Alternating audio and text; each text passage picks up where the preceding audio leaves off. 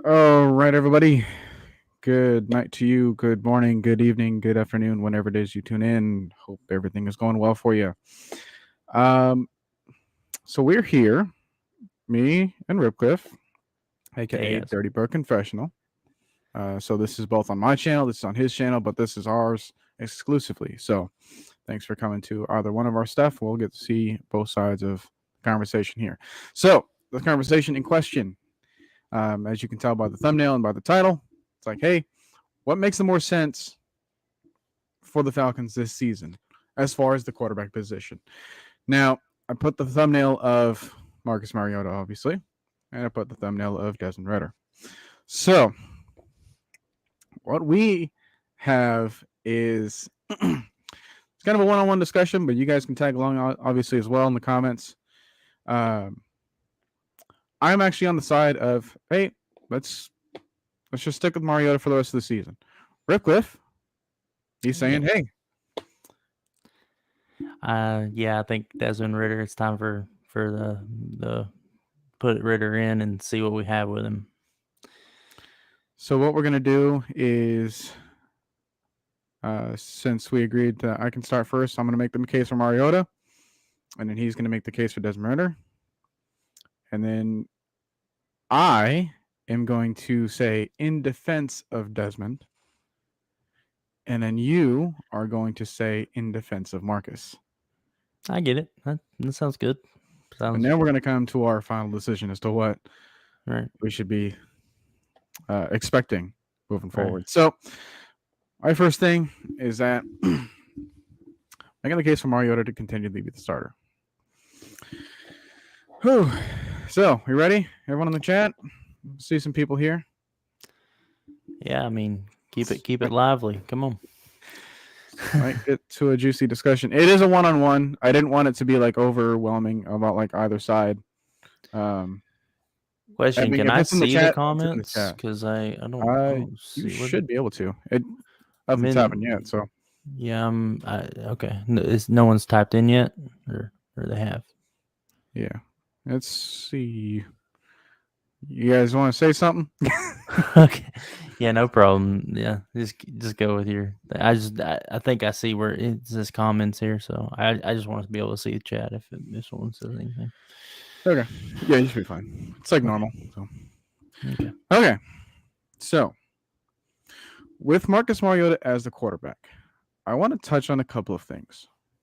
Now, I have here that if we want to start off with this simple of a discussion, we can start by looking at a couple of statistics. One of them, which I found out on Profile Bar Reference, if you guys want to look over there, I have adjusted or advanced passing. I have in the accuracy tab the amount of on-target throws as far as the number of attempts, right? So he has 251 passing attempts, and 173 of them have been on target, which means that, hey, this would have hit the intended receiver. That is a total of 71.2%. Pretty good, all things considered. We have a fantasy scoring leaderboard, which some of you can take it how you will. All right, we got King Kill in here, so glad to have you joining us and see what we can think about this discussion.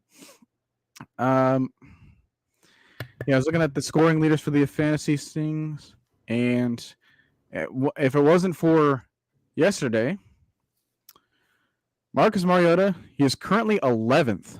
The only thing that was stopping him from being in the top 10 of fantasy points this year was Kirk Cousins last game, which he's going to get it because he's only 5 points ahead of Marcus Mariota. Mm-hmm. That's above Justin Herbert.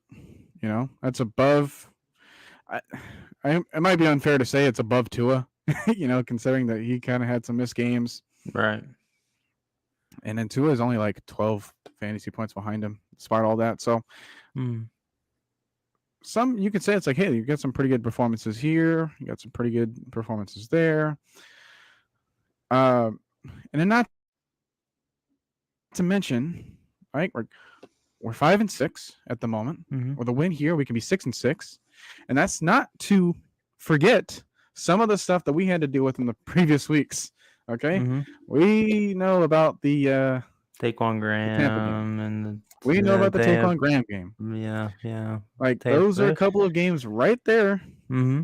that That we we could have had had. no business losing. That we should have won. Yeah. Yeah. Heck, week 1, right? Yeah. Yeah. I mean, I still can't yeah, forget that one. that was a collapse from both sides of the ball. That was not. Yeah, that wasn't a Mariota thing. That was just everybody just didn't want to win that game. Apparently. Exactly. So we have a lot of wins that we just Pissed away. what is the saying? We snatched defeat in the jaws of victory. Yeah, we pissed it away. Yeah, yeah. Be like And then Chumbawamba, pissing the night away. Kind of, right. Yeah, the '90s crowd will get that, but yeah. So yeah, we have some and then the biggest one might be the overreaction of which I wanted to say the overreaction because my last stream had to deal with the after effects of the game of the Thursday night game. All right. That was what really kicked the conversation and like, all right, guys, it's time to like really consider this. Yeah, for sure. Yeah, that was so now we're coming the culmination. Yeah, right. But I said in my stream that me and Trey had, I was like, hey, I want you to give me a list of guys that looked like they were playing like their normal self. Me and Trey together and the cat barely thought of 5 players of the entire night. Oh yeah, it wasn't just that Mariota was playing bad that we lost that so it's game. Like we still had opportunities to win that game. Mm-hmm. Yeah. Like the only one that felt like truly out of hand was the Bengals game. Yeah, and we kind of knew that situation because we had no corners to stop Joe Burrow. Yeah, we had no, and we still kind of put up a fight in the end of the first half. Mm-hmm. We just didn't have the ball for the rest of the second half of the game, so it's like we couldn't really try to get back in it if we could because the Bengals had like a 9-minute possession in the fourth quarter, just kind of took everything away from us. So I see some good things here, and when it comes to the question about, hey, do you take him out for Desmond Ridder? Now, I was seeing some interviews on YouTube. I think the First and Framemates kind of introduced it to us first. It's like one of the interview that Charles London had, our quarterback's coach. A lot of the questions were focusing on like, hey, like where's Desmond Ridder's status right now as a player or as a quarterback? Like, and they're not going to get the coaches are not going to disclose that. Let's just put that out there. Like it doesn't like the inner workings of the coaching staff. They're never especially with this coaching staff. They're never going to throw a player under the bus or tip their hat and what they're planning moving forward or anything like that. I do think right now, just off the pulse of the coaching staff, they're sticking with Mariota. Like this isn't a conversation of like what we think will happen. It's an opinion of what we think should happen on our end. So sure, we have no control. We're just guys talking, just to talk. Exactly. But we're not. But even if Arthur Smith even if he goes into the locker room is like, Mariota, you're done. You're gonna get benched. Which you wouldn't do this, but he's like, you're done. You're gonna get benched. You know what his press conference is gonna be? We're evaluating. We're gonna take a look and see what we do. It don't matter what they're saying behind closed doors. Desmond Ridder could be getting warmed up in the locker room back in the back. He comes out of halftime. He's like, we believe in Mariota. He's not gonna. He's just not gonna. It's not his personality, and it should be that way. We don't need to know that. So, I was listening to that Charles London interview, and he was talking about the responsibilities that Desmond Ridder have currently, and one of them would be to play the role of the opposing quarterback. Right. and just to kind of game plan against them. So that's a good training mechanism. Like, you have to play the role of a starter, and they made it a point to state that, hey, every single one of our guys on the active roster should have a level of responsibility or should have a role in place for them if in case they have to step on the field for us. Yeah, and if you don't mind me interrupting, I do want to bring that up, that the backup quarterback has a big role. And early in the season, and most of the season, I've been for Desmond Ridder being the backup, because the backup quarterback, people don't understand this, that is probably one of the most unsung positions on a football team. Like, because you're a scout quarterback, as you stated, you are in the film room, in the meetings, working on the game plan. You have to be ready on a moment's notice, so you have to know the game plan, ready to come in. And during game day, you're basically like another coach. So like, you come to you if you look at the sideline whenever a quarterback, they're usually on like the tablets or whatever they have, and they're going over the plays from the previous drive or whatever, going over what they see with the coordinator, and the backup quarterback is right there with them. So that's a lot of, and what I was saying was, that was very good for Ridder early in the season, because he doesn't have to worry necessarily about, having 300-pound linemen tackling him, but he can absorb the game plans and the day-to-day things about being an NFL quarterback, in a very controlled environment. You know what I mean? That's why I agree. Like, but I'll get to why that's changed over the course of the year.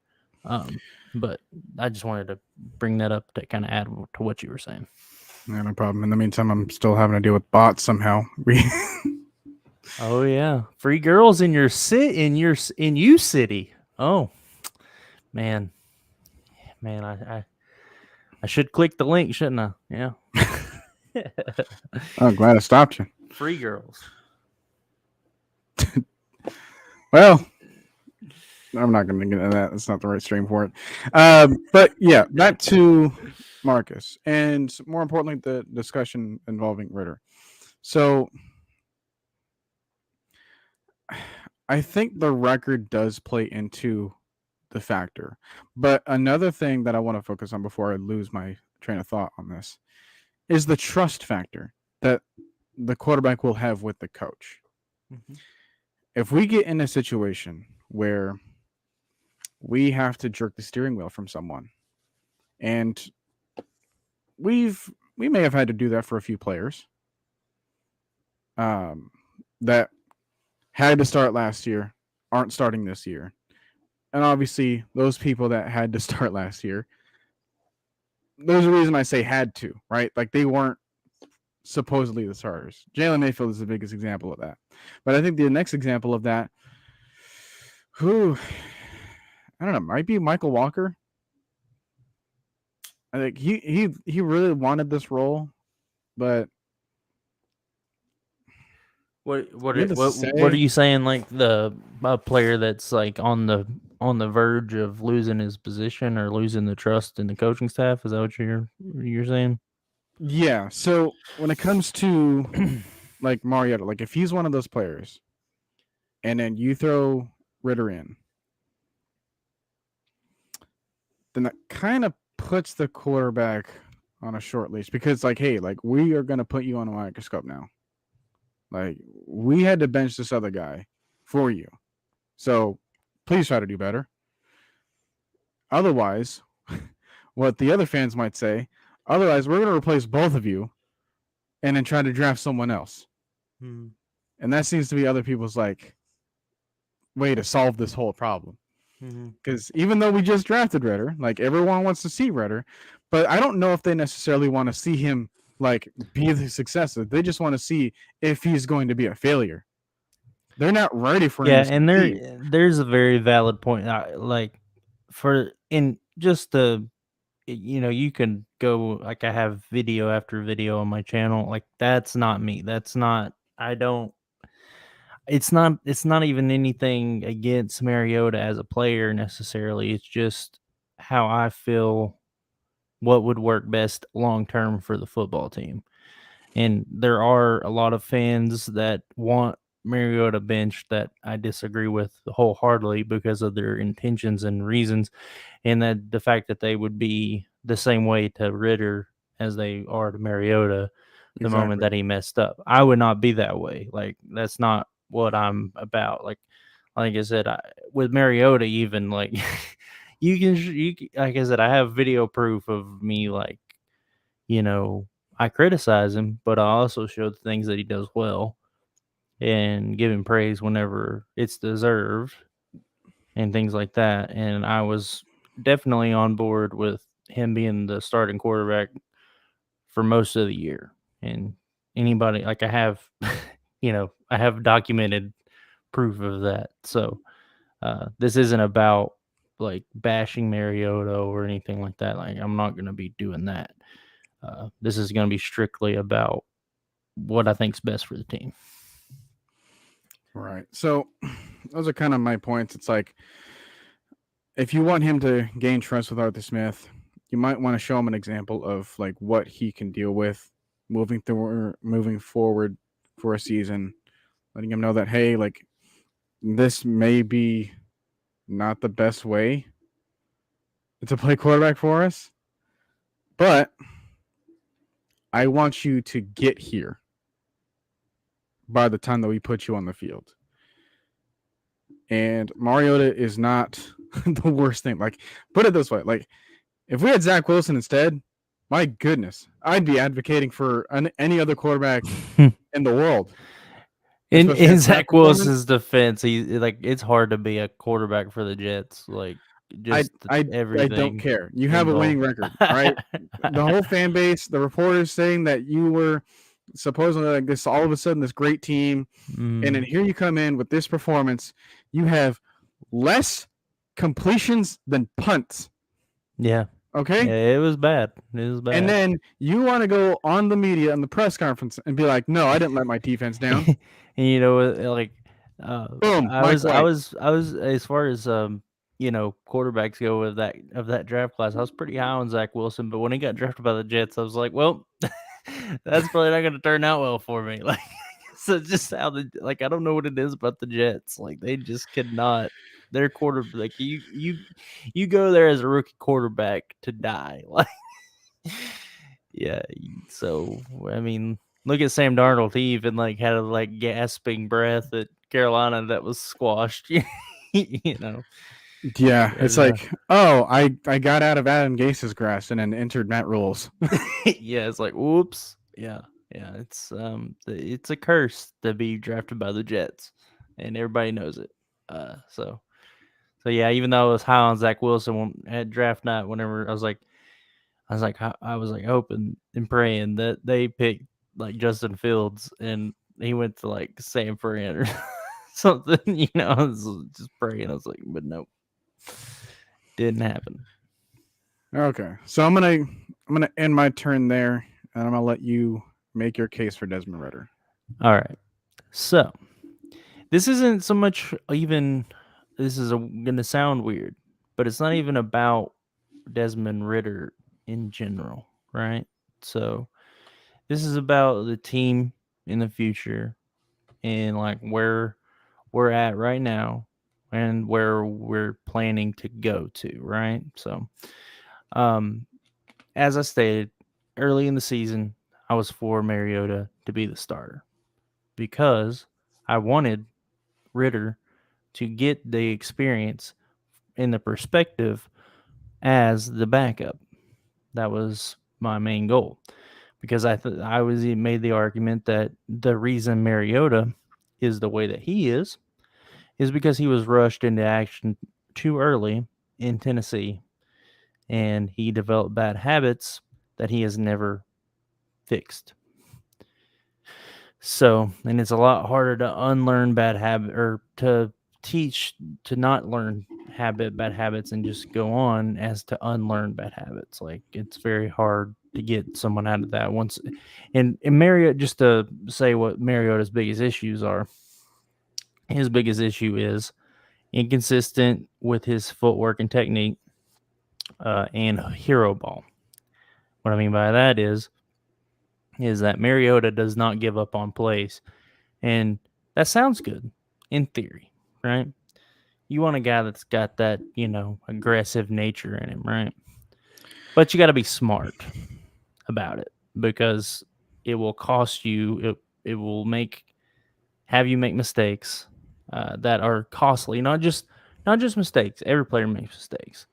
It's crucial mistakes at key moments in the game that severely handicap your team from winning. Put it this way: like a lot of times we'll hear the phrase, "You got to know when the journey's over." Mm-hmm.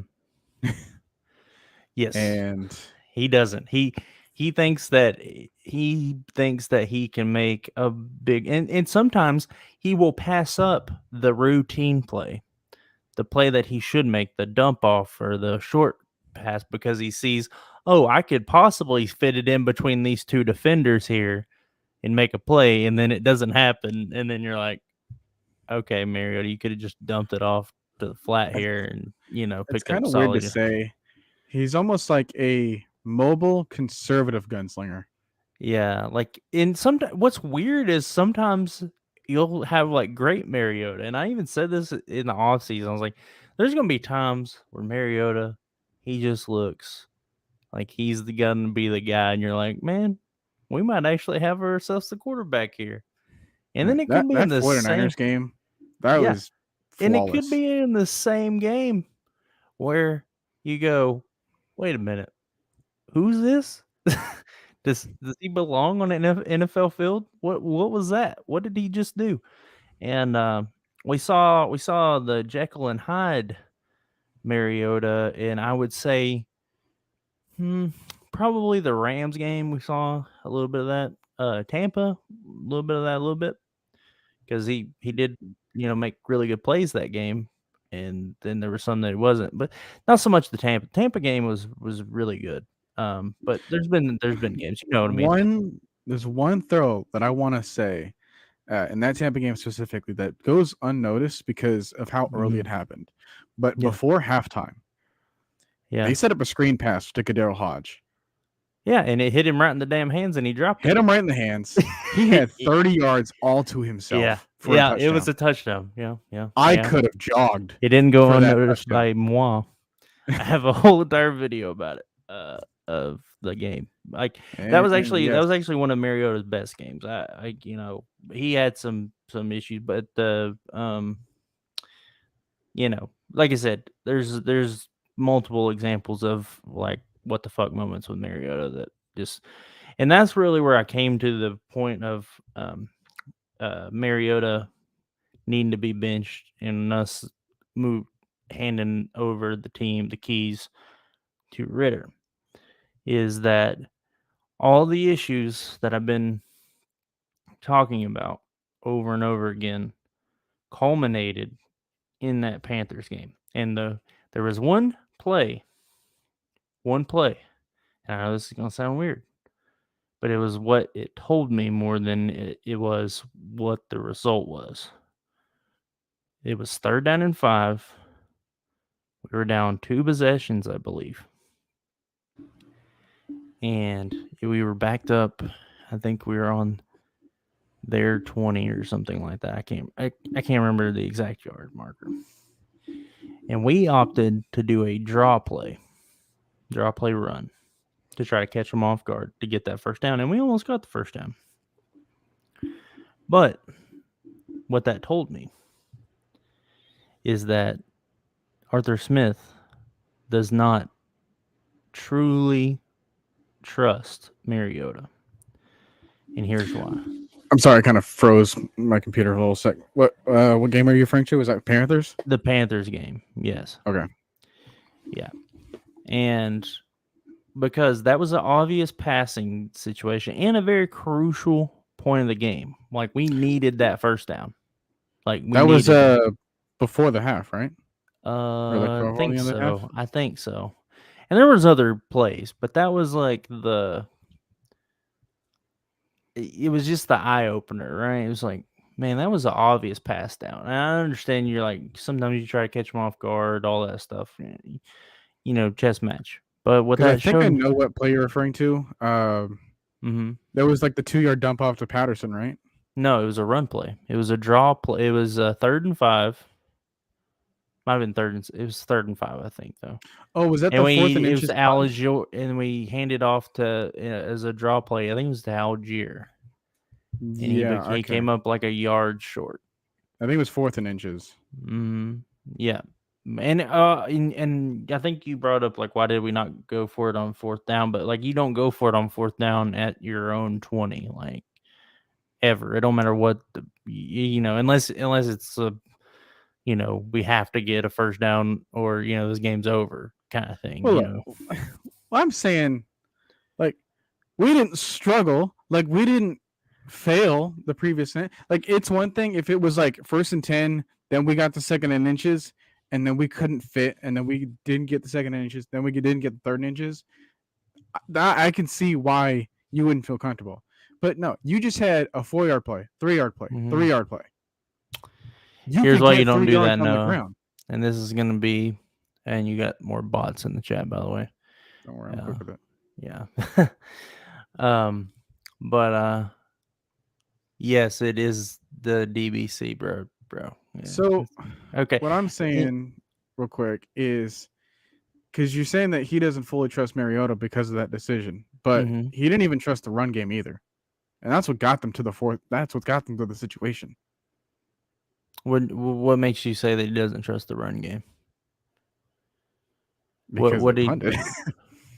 Well, no. Here's why you don't go for it at that situation, no matter what the yardage is on unless you're a freaking Les Miles or some dumbass, is because there's so many ways that you could get stopped without it having anything to do with the fact that your team could get that.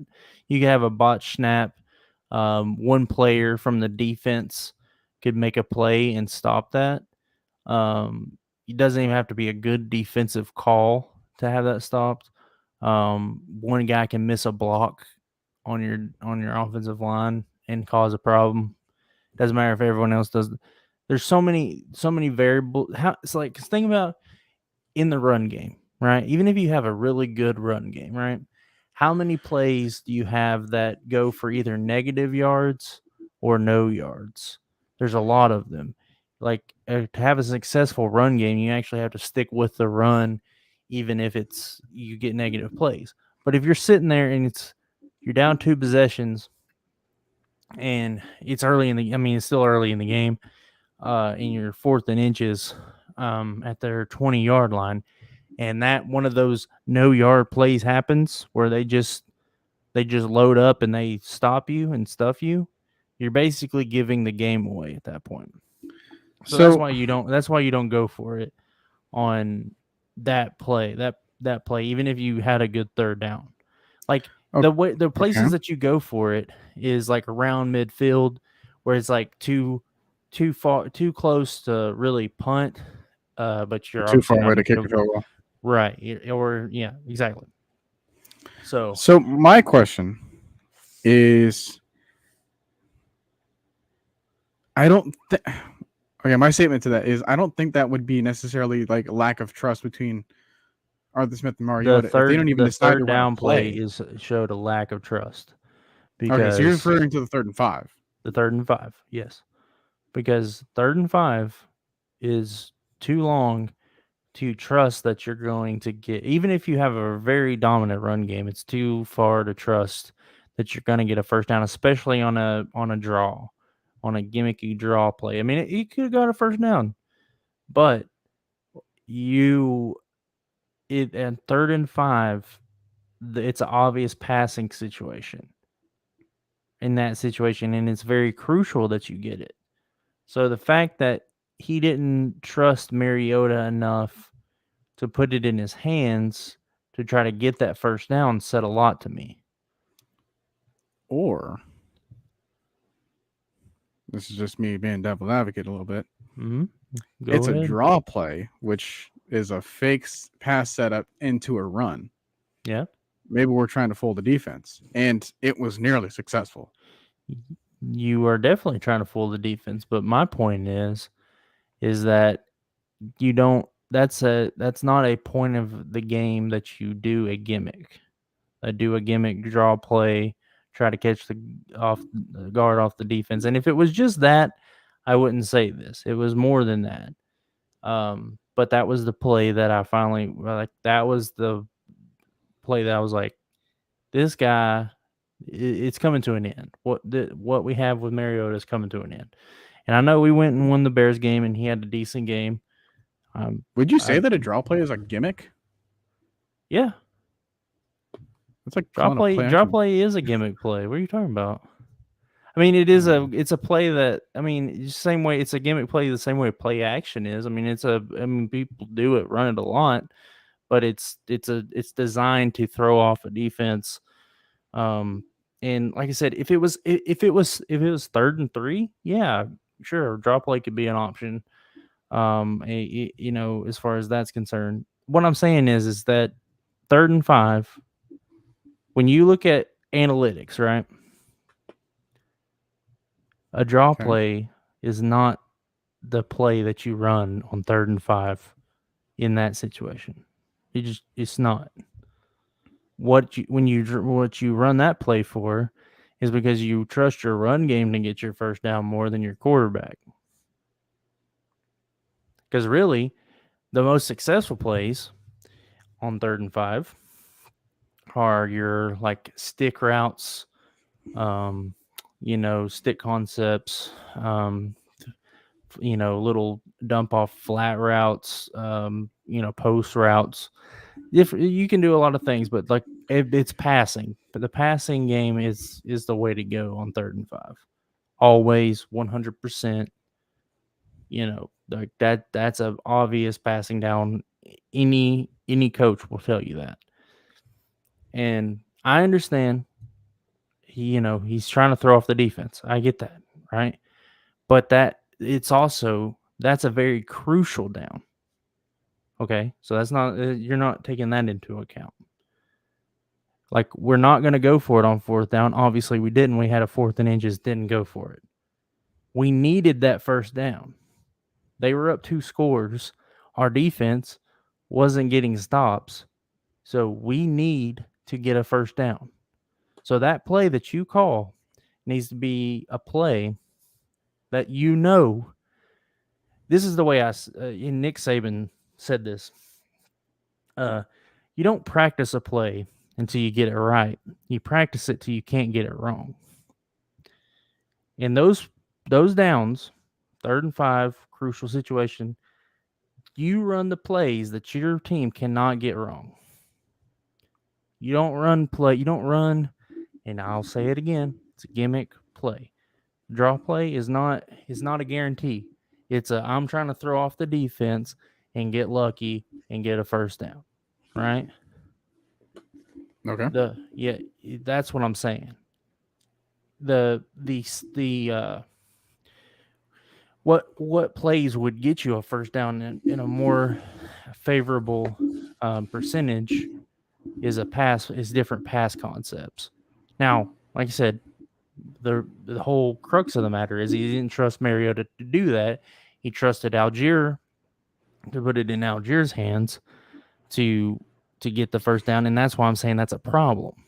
Because if you can't put it in your quarterback, if you can't trust to put it in your quarterback's hands on that crucial of a down and distance, then you can't trust him to do a lot of things.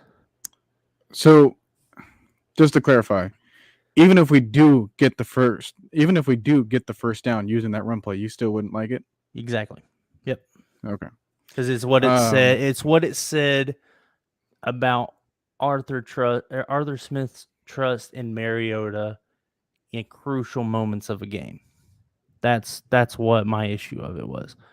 I'd also just want to quickly point out that I think we're like 12th in overall 3rd down conversion percentage. Yeah, I mean the stats are decent. It's not about, like I said, it's not about stat. It's not even about winning and losing. I mean it is, but not in the sense. I don't think that if we put Ritter in, we're gonna win a massive amount of games or anything like that, or make a more win more games. I think we might actually win less games. It's not about that. It's about the fact that Mariota has shown to Arthur Smith enough that he cannot trust him in crucial situations is a problem. That's a problem. And it doesn't matter if we win a game against the Bears or if we go and we win against the Commanders or whatever. It doesn't matter. Like, for the long-term longevity of the team, if you do not trust your quarterback, you don't have a chance in hell of doing anything long term or meaningful. Like, and I'm not saying that he's going to trust Ritter. I'm not saying that, but like Ritter has gotten to a point, and I've kind of harped on Mariota a lot. As far as with Ritter, the main thing with me is that he has been in the system long enough and had that experience long enough now that we can start see. We need to see game time reps because there's a difference. It's a different preparation. It's a different ball game once you do get the reins to an offense. You do start taking the first team snaps in practice. You do start being the center point of a game plan, and everything like that. So I want to see how Ritter reacts to that. I got a quick question. Yeah. Is Mariota at an irredeemable state for Arthur Smith, do you think? I don't know where Arthur Smith is on it. I do have indications where he's on it, but for me, he is, because he's not going to ever be. He's not ever. You're at his ceiling, right? It's not a glass ceiling. It's a hard rock ceiling you're hitting, right? And you don't know what you have with the Ritter, and the longer that you wait, the more you don't know. And I'm not saying like, and here's the thing, like Ritter might come in and he's probably going to make the same mistakes that Mariota does. I'm fully aware of that. But I can live with it with Ritter more than I can Mariota. Because Mariota is who he is. I called what Ritter or Mariota was in the offseason. I told you guys.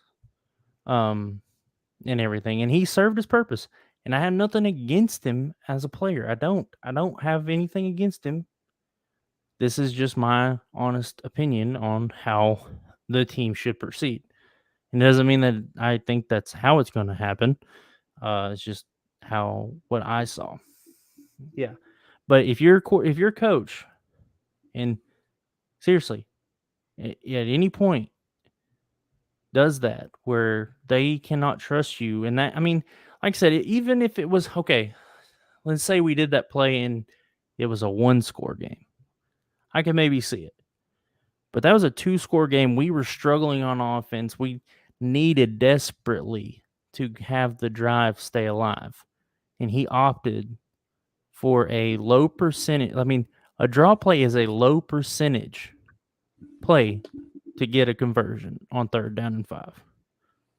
And he opted for that over putting it in his quarterback's hands, which would have been got you into a more traditional play to get that first down.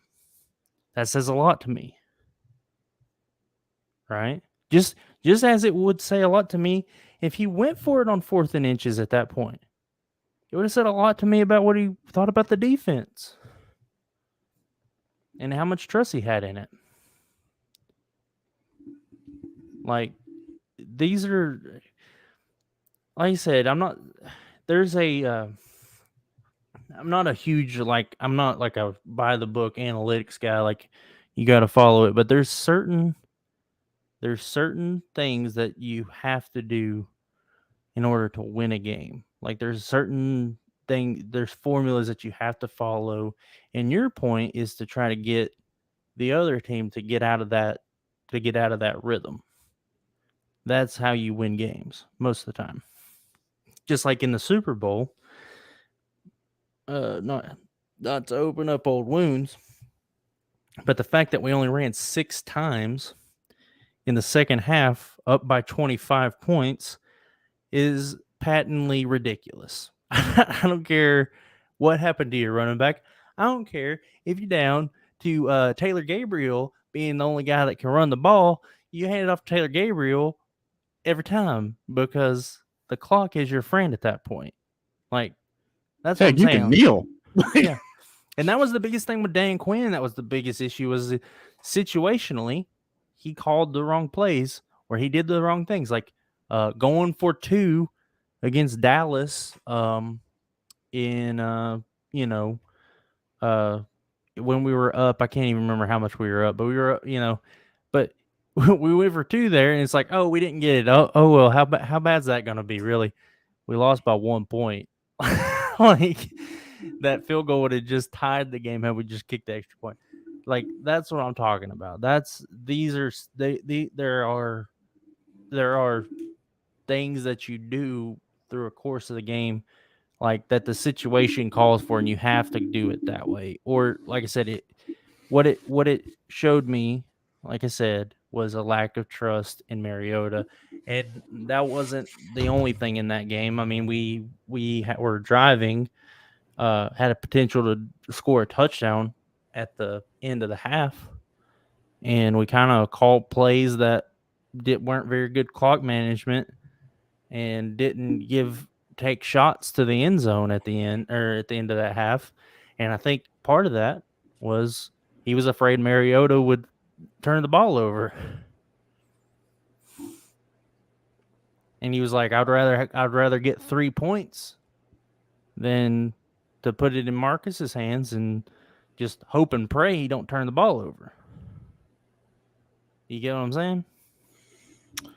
See how over a course of a game, like that causes issues, right? You can see where that like robs you of opportunities, right?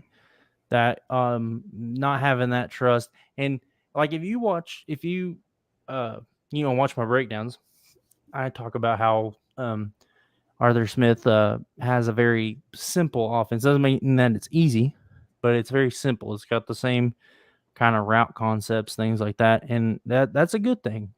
Not dogging that, but I also think that there isn't as many wrinkles in that offense because he doesn't trust to put more. He doesn't want to put more on Mariota than he thinks that he can handle, and he should be that way as the coach. But it is concerning when you're talking about a veteran quarterback.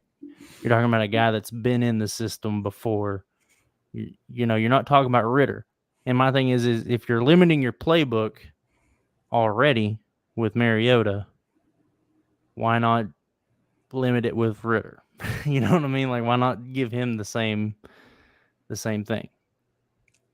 And that's my biggest thing. Because once I saw that, I knew, and I still know, that the trust is dwindling between Arthur Smith and Mariota. And that's a problem. It doesn't matter what the results are. Doesn't matter. It's like I told you before the stream. It's the analogy that I like to use is that you have this car, right? And it gets you to work most of the time.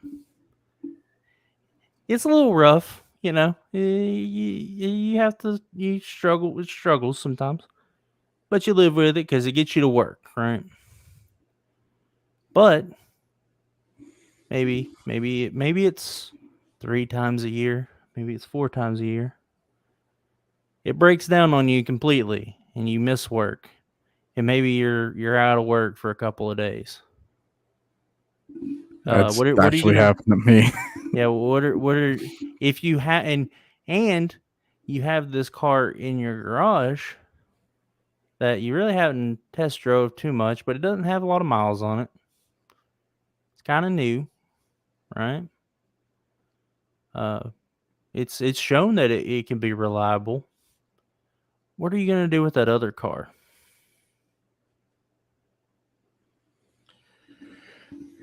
Yep, that's the question. Answer it honestly. What if you had a car that broke down on you like 4 times a year, but it was reliable those other times? It was kind of, but you had another car that you could turn to. You didn't know how reliable it would be because you hadn't, you only don't know that because you haven't, tested it out. What's your decision on that? So, if I got to answer in the form of the analogy, Mm-hmm. I'm gonna go with my previous experience because I had an old SUV that my mom bought off of someone else, and I later bought it off of my mom. Now, this thing, when I got it, it couldn't even start. Like, yeah, couldn't start. The driver windshield couldn't roll down. The windshield was cracked all the way across. There was no AC. The suspension was terrible. It has like spark plug issues. It had some other little issues in the interior of the car. And there was got some bumps and scratches on it. But I got that thing for $600. Yeah. And once I invested in it, once I put in some time in it, I eventually took that thing. By the way, it had like over 180,000 miles. Yeah. So it was old. It was used up. Way more than Mariota is ever going to look on the football field. Yeah. And yeah, I gave that thing an extra 2 years of life because that was what I had. And that was what I was going to roll with no matter what, because that was my only choice. That's the key phrase there. That's the key phrase. That's your only choice. Now, to continue this, right? Yeah. To continue, because you were saying that hypothetically I would have another car in the garage. But to make this analogy work in the context that we have, then yes, you would have to have, because Ritter's the car in the garage. Like I said, it's new. For my realistic, low on miles. For my example, yeah, I would have to. But in another situation where I was the full owner of the previous car, like when I got the first car, like the first car in question, and I knew exactly what it had to deal with, and that's Arthur Smith's situation, right? Like Arthur has known what Mariota had to deal with ever since he got to Tennessee. Arthur Smith's been there since like 2010. He knows Arthur Smith, or like he knows Mariota. Yeah. So he knows him there too. He knows his track record. Some might have said that might have been a Vrabel decision, right? But I'm just, I'm just saying. But yeah, go ahead. You know your history with this vehicle, so you know, okay, this is what can break down. This is what I know needs changing in the future. Like once you have an idea of how to take care of the car, then you can take care of any car, right? And you can like extend the longevity of it, extend the lifespan. And for me, it was an SUV, right? I wanted an SUV. I have a disabled cousin. Like I wanted the extra trunk space. I wanted the extra passenger side, like storage space, because I help out with people moving every now and then. And if I get another car, it's likely going to be a small car that's strictly just for transportation purposes. Right. Strictly just going to get me from point A to point B. Right, and especially if you had a car in the garage, you didn't know if it was going to be another SUV or exactly. if it's going to be like gives you what you need. I completely get that. Let me consider it this way. Like if I had to shop for a car, like I don't necessarily have it, but I had to shop for one, I wouldn't necessarily go for an SUV again, given my current circumstance. Even though I've done all I can to prepare myself on how to take care of an SUV. The point is, I know how to take care of a car now. And if I failed at that car, then that's unfair for the car's sake. to kind of just abandon it when I know that I'm kind of the problem as well. We've continued this. I'm going to make one last point on this analogy and bring up a personal thing, and then we can move on, because it's like, is this a car show or some other football? side of things. Right. So my mom had a Ford Explorer. It was a 2005 Ford Explorer. It was great. It was a great car. She had it for years. It was paid off. Treated her well, and she loved that car. And it was in very good shape because she took very good care of it, so it was running right. But the issue was, there was a couple of times so the first time it happened, she was driving down the interstate, and her entire tire came off of the vehicle. No joke. That it came off. It was off. And luckily, she was at a point in the interstate where there wasn't she was kind of in an open area, like she wasn't around people or anything. So she, even though it was like really bad situation, she didn't die, right? She didn't get killed, right? So thank goodness for that. Yeah. And so she was like, it's a good car. I'm just gonna take it to. We have a mechanic that we trust and everything, and they put it back on, and they even put the little bit of Loctite on it, right? But it happened again, and what did she do then? She got a new car,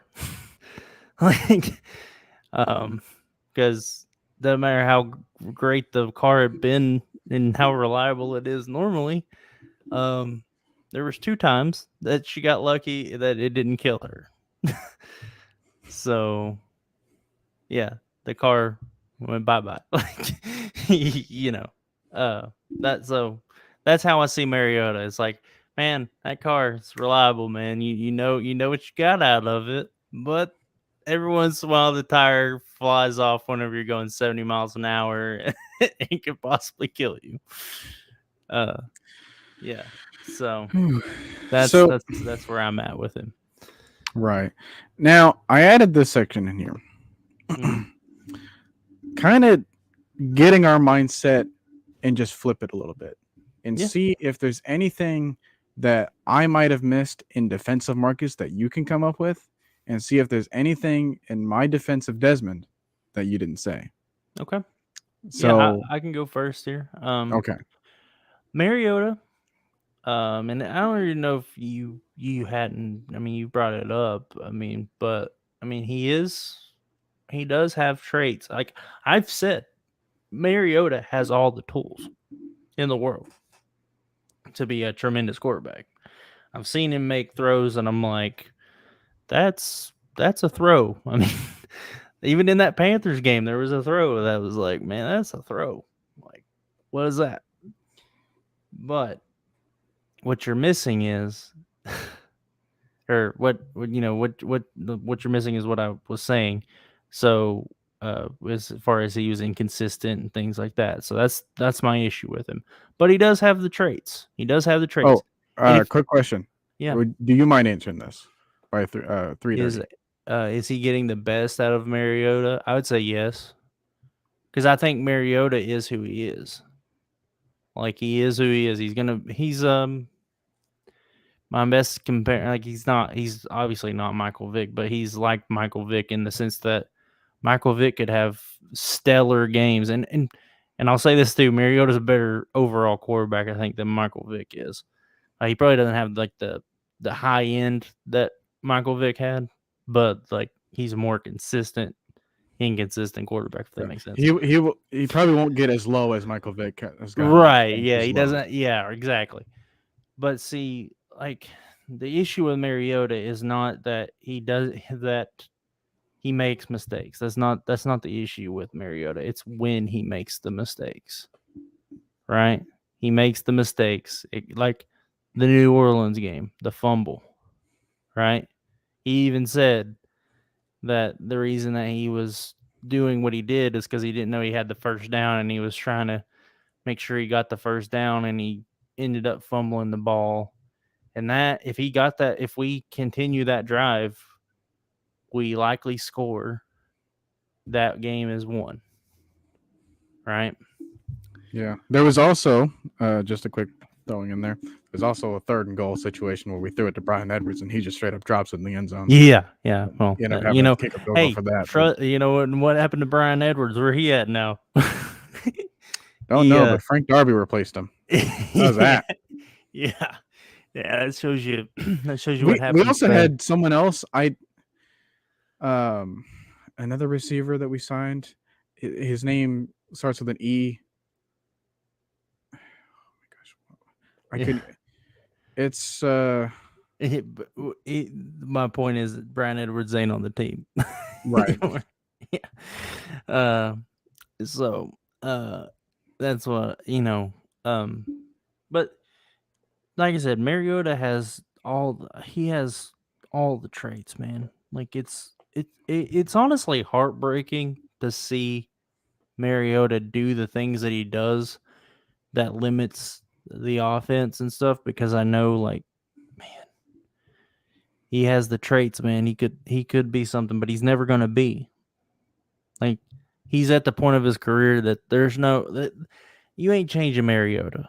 Like, there's not a, a point where Mariota is going to be like, oh, so stop playing hero ball and just do the routine throws all the time and see how that works. It's never going to be. It's not in his nature. He's not going to. So yes, Arthur Smith is getting the best out of Mariota. Yeah, the fact that we're winning games with Mariota it's a success, right? But my thing is with that is Ritter showed a lot of the same traits in preseason. Now, that Mariota mind you, we are defending Marcus here. I know, I understand. So yeah, that's what that okay.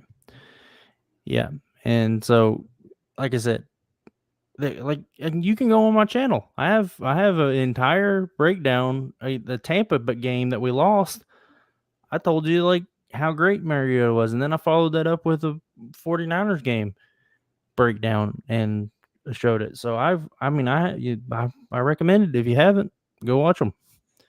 Like I said, and things that you missed, maybe. I don't know. I mean, he is a good, and I think the team likes him. I think he has a leadership quality about him. That's good. Mm-hmm.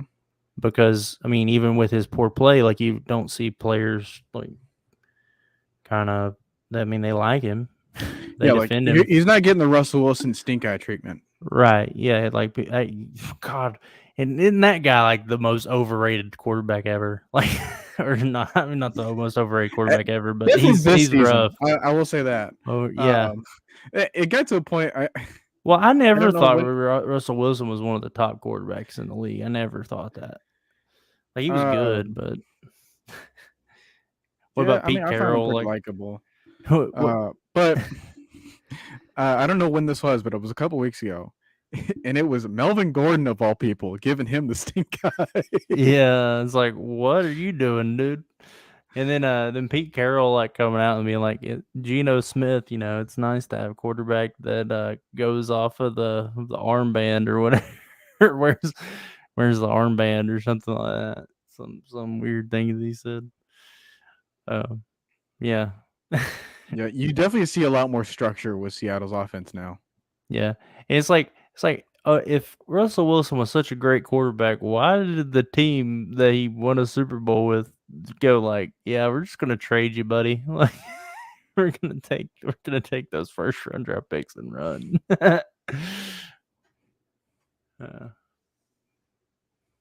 But anyways, I mean, that's really my defense for Mariota. I mean, like I said, I'm not saying he's a horrible quarterback. I'm just saying, like, for the long term of the team, because he's got basically the way it is. It's like we've got only so far that we can go with Mariota, right? There's only so far we can go, and then we're gonna get pulled back down because of it. And that could be a playoff berth. That could be winning the division maybe this year because our division sucks. But like It might continue to suck, by the way. right, yeah, At least everyone else around us. Let's yeah. just say. But like when you have Ritter there and you're like, you know, he's an unknown commodity. I kind of want to get to know him a little bit more, you know, and everything. So, All right. So, is there anything that you might have or that you didn't say that I can say about Desmond Ritter? go ahead. One thing I can approach this with is salary. Right? Yeah. If we know that, I think it's like a 2-year, $18 million contract that we gave Mariota. Something like that, yeah. So I don't know if it's like a straight up like 9 and 9, or it might be like front loaded.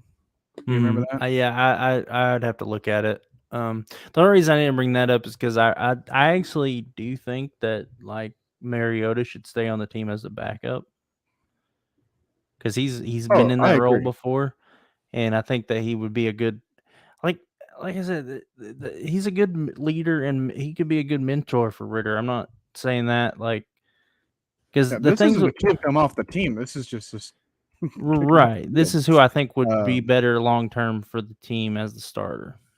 So, but continue. Okay, so for this year, Mariota's base salary is at 1.75. The signing bonus is 2.5 million. Cap hits at 4.25. What's it next year? Next year's base salary 9 million. Signing bonus 2.5 million. Roster bonus 3 million. Cap hit 14.5. What's it if we cut But the him? dead cap? Yeah, what's it? Dead cap drops from 6.75 this year to 2.5 next year.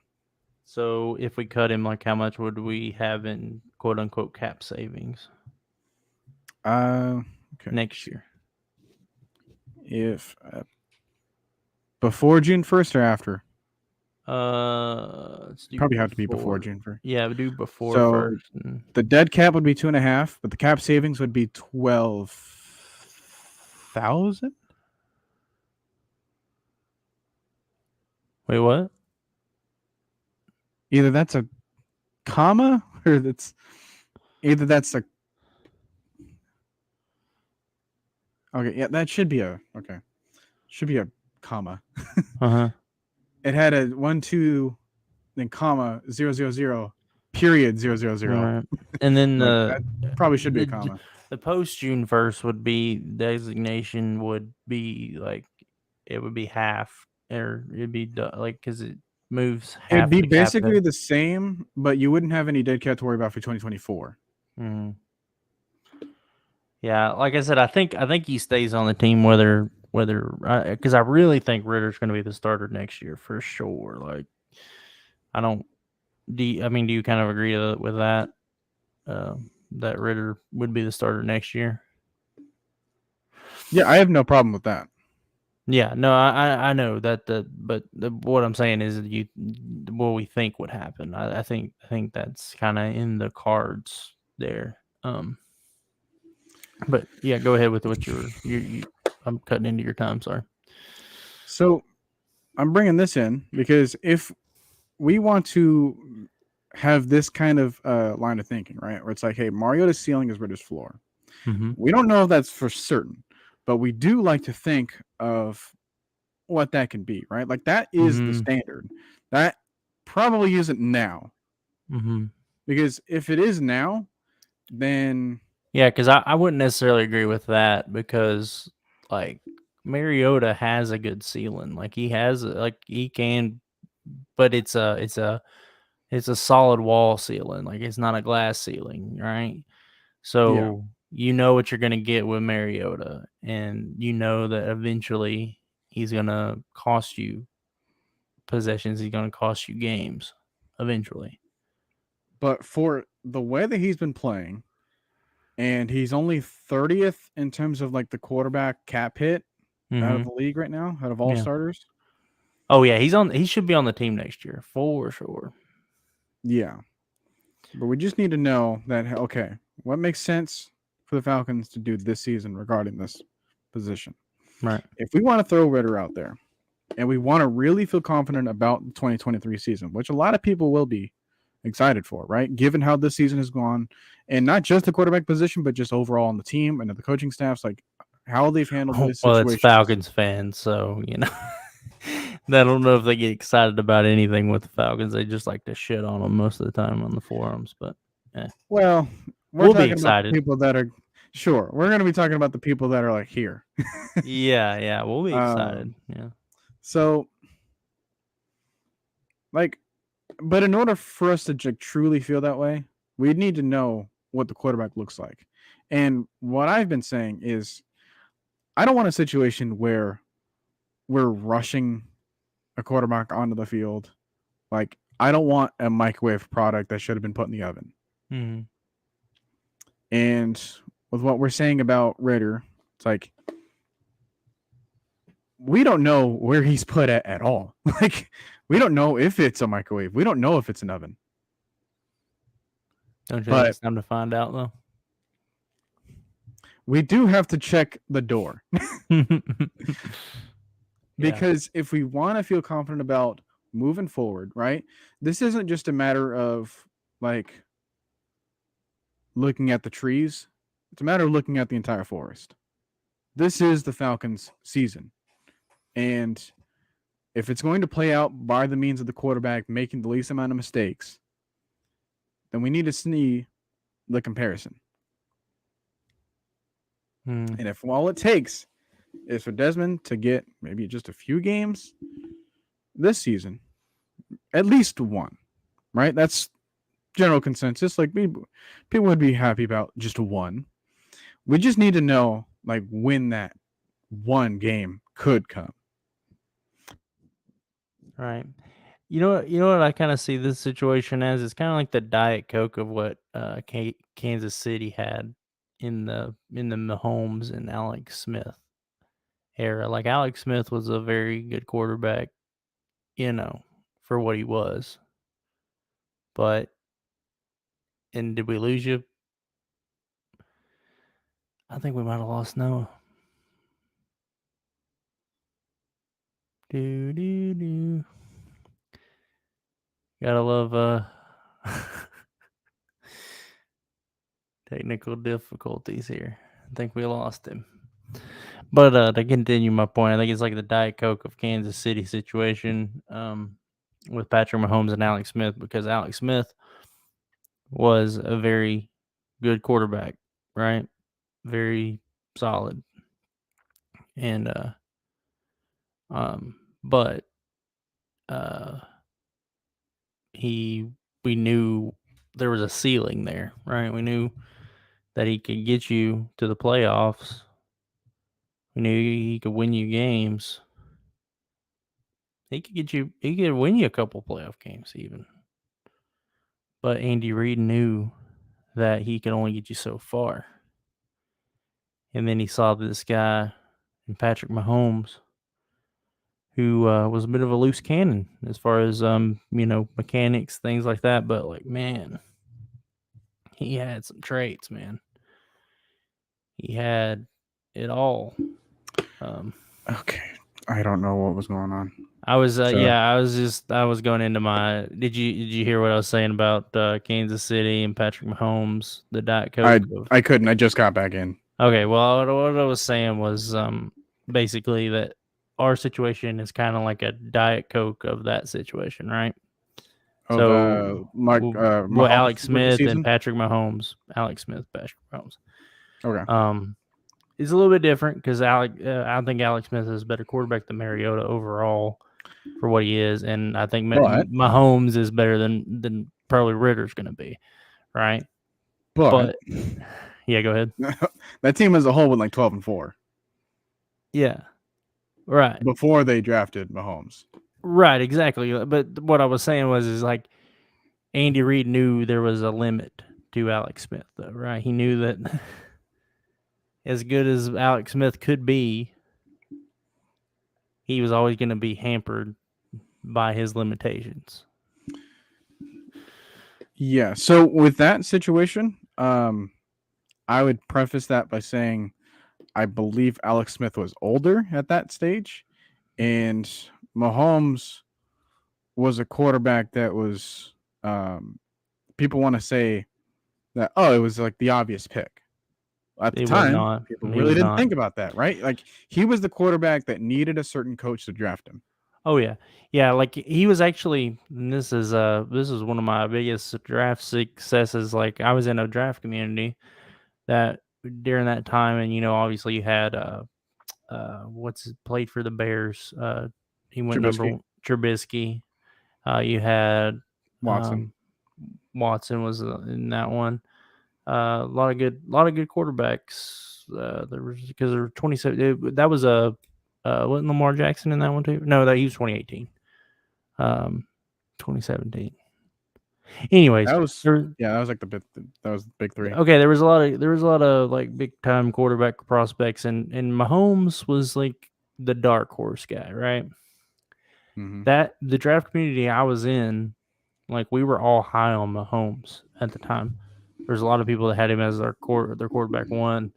He was no lower than most people's quarterback twos or threes, which is pretty impressive because that class had like quite a few. I can't even remember all the people in it, but it was a bigger. I think there was like, yeah, I can't remember all. I think there was like an Alabama quarterback or Ohio State quarterback or something that wasn't Haskins. I don't think because Haskins was He was 19. 2019. Yeah. Yeah, it's hard to remember. Oh no, because Baker was 2018. Like I said, I can't remember that. I've had so many QB classes I can't remember, but that was a. At any rate, Mahomes was like the guy. He was like everyone was kind of intrigued by him, but they weren't necessarily enamored by him because Right. he had like crazy tools, but he was also like mechanically like all over the place. People didn't know what to think, and he was also playing for Texas Tech, and it's like, is he gonna be another one of those Big 12 quarterbacks that puts up gaudy numbers and then comes into the league and doesn't do anything? Is he gonna be like that?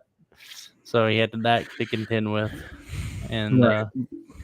so yeah, but you know what? What Ritter?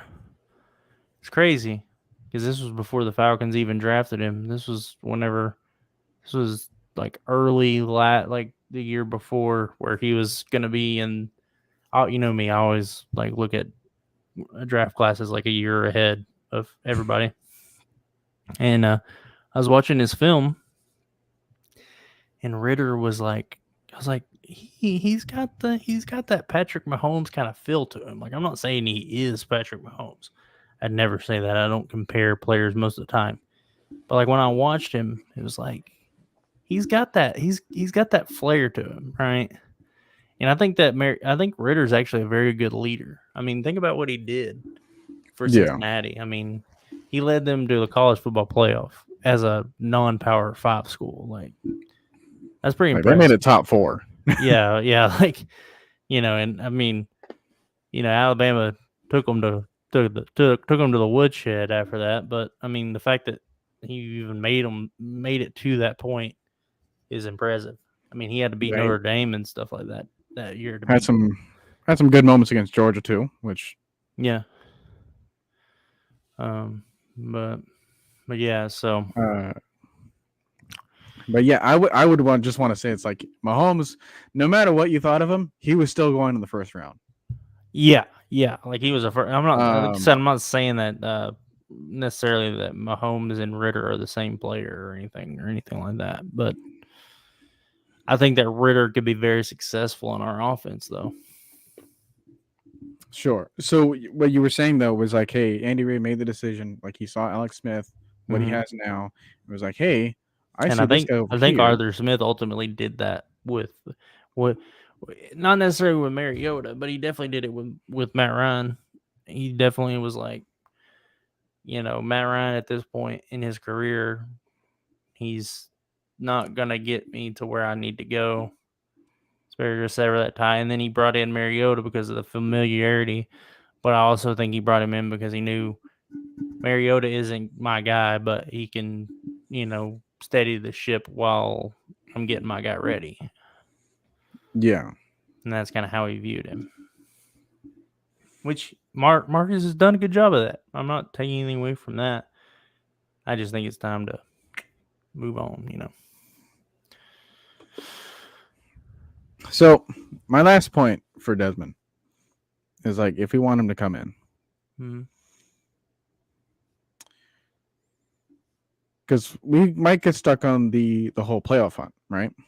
And I think that you and I can both agree that we would have a better chance of making the playoffs if Mariota was continuing to be the starter. Probably, yeah. Like we'll see what Tampa Bay does, but yeah. I think Ritter might make some mistakes that might cost us that Mariota might not necessarily. I wouldn't say it's like a, I wouldn't say it's cut and dry. Yeah, it's not as far apart, of course. Right. But I think that, you might have an extra like false start. You might have an extra holding. You might have an extra illegal formation. You might have an extra. And that's also another thing I want to see with Ritter is how much command does he have of the offense as a whole, because sometimes, right, like he would look really good when throwing to people that might not be on the team, and that's kind of like the difficult part of like evaluating him in the preseason. Like we saw what happened in college, but that's a different offense. That's a different roster. It's different players. We saw what happened in the preseason, but what is the same might be the playbook. It's definitely going to be the coaching and how they communicate with each other. And we saw, like, especially with that Jets game, saw a lot of penalties. And like Arthur had no problem with letting him have it. Like, hey, like some tough love on him. But we got to make sure that was more mainly the one procedure penalty we had at the red zone. It's like that could have been capped off with the touchdown, but we had to settle for a field goal. Right. But eventually we saw like I think the true downfall was to see what Felipe Franks was at quarterback. Yeah. Well, we saw that last year. We don't think about that. Whenever everyone was like, Matt Ryan, they wanted Matt Ryan going. They're like, man, we got Felipe Franks over here on the bench as a backup, man.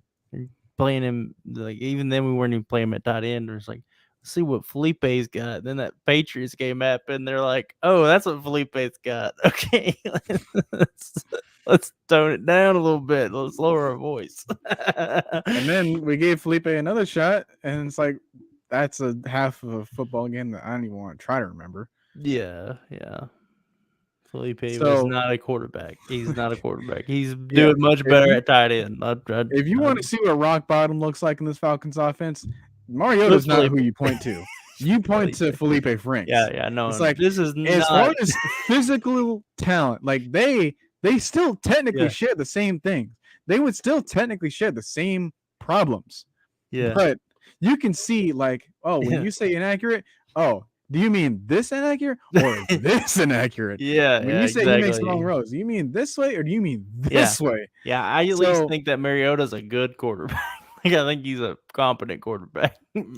Felipe, and there is a good sign of when the backup quarterback comes in and it looks like the offense doesn't miss a beat.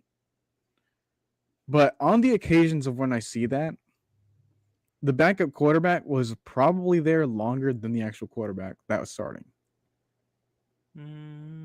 Sometimes it's like almost the same. Like I look at Kyler Murray in Arizona and I look at Colt McCoy. By the way, like this is after the whole like devastation that happened in Mexico. Kyler Murray, again, he's another quarterback that's extremely, extremely overrated. Like, whoa. You put him in that game, he has no way of saving that thing. Like we've seen it all year for him. Like they're 4-7 for a reason or whatever. Us, it's a bit of a different story because we've seen different ways of how we could just straight up, like I said earlier, like, hey, we will straight up snatch defeating the Giants to victory. Yeah. The Cardinals have not been in that situation. Yeah, Like and they will lose. we may, and I've even said that we're a playoff team with Mariota as a starter, but Yeah. So, like it's like, but what are we gonna do once we get into the playoffs? So do you think that this team is gonna win that a was my playoff point. game? Like that was my point. It's like if you really Yeah. want to be worried about the playoffs, like it does look good on like looking back on on history, but when you are just there just because of how awful everyone else is, and not Yeah, and then necessarily you just because of get how good blasted in you the are, first round. Yeah. and it's like we could somehow face the Giants and host them in a playoff game. I think that's possible. Yeah. Just seeing how crazy that is. It might most likely be Dallas by the end of the season. And we might actually win that game against the Giants, maybe, but like, heck, given how the Dallas plays in playoffs, we might beat them anyways. yeah, they usually falter pretty bad. Yeah. And they got Dan Quinn as their defensive coordinator, man. There's a ceiling right there. Like, yeah, it's like if you want to see like how we handle revenge, just take a look at the 49ers game. Like, yeah, we but had no business beating them the way that we did, regardless of injuries. All right, I don't even want to hear that crap because everyone still picked them to win, and people were still picking the Bears to win last time. Yeah. So, oh yeah, Bears have become like the darling as a Justin Fields, and they're like, oh, and let me just say this real quick. Kyle Pitts was still the right pick at 4, like 100%. Justin Fields ain't shit. I mean, he's all right, but if would you rather Ritter in the 3rd or Justin Fields at number 4 overall? That was exactly my question. Like, exactly what I was gonna say. It's like if we really feel that Desmond Ritter can be that quarterback for us, then we can put him in the same situation that Justin Fields would be put in, and he would do just as successful. Because you know why? We're in a further stage along than Chicago, as far as like building the team back up. Chicago's like New York Jets, man. Like Chicago thinks that they have the quarterback that they want, but they didn't build anything else around him. So because of that, he's no longer become the quarterback that they want. Yeah, or they might still be someone's like, hey, like, oh, we can fix him, but like, really, by the time you get to that stage, he's going to still have those same bad problems. That isn't it weird how some teams just never get it? Like some organizations are just bad, and they're always going to be bad. I even think the Browns are going to be like that. Yeah, it's the Browns like have everything that you would think. By the way, is Watson back yet? Is it week 11? I don't even know. Week 12. Whenever they face the Texans, it's What week are we in? I don't even know. I think it's week 12, right? I'm just kind of like going by the seat of my pants. Like this shift is just like working 1:30 to 10. It's just like I'm looking at our schedule, right? We're 5-6. We haven't had our bye week yet, so we played 11 games. This is week 12. Yeah. So is Watson coming back this year or this? I mean, this week. I think so. If they're playing the Texans this Sunday, then yeah. Roger Goodell's like, yeah, we just randomly picked that week. Just that number of games. Meanwhile, like Watson himself, he also looked rusty as crap in the preseason. Oh yeah. So and Watson knows the quarterback. He's good, but he's also been not played football for 2 years. So yeah, it's like you might do better than who we currently have, but you can definitely do worse. Oh yeah, like I'm not saying that we need to have Josh Rosen on our team or something. Good. Be our quarterback. I think Desmond Ritter has potential though. That's where I'm at with him. And yeah, so okay. Final thoughts. I mean, we're like with me, I've pretty much stated my thoughts on that. But like, where are you at with it? I mean, how much are you invested in Mariota being the starter? Like, if the decision was made, would you hate it?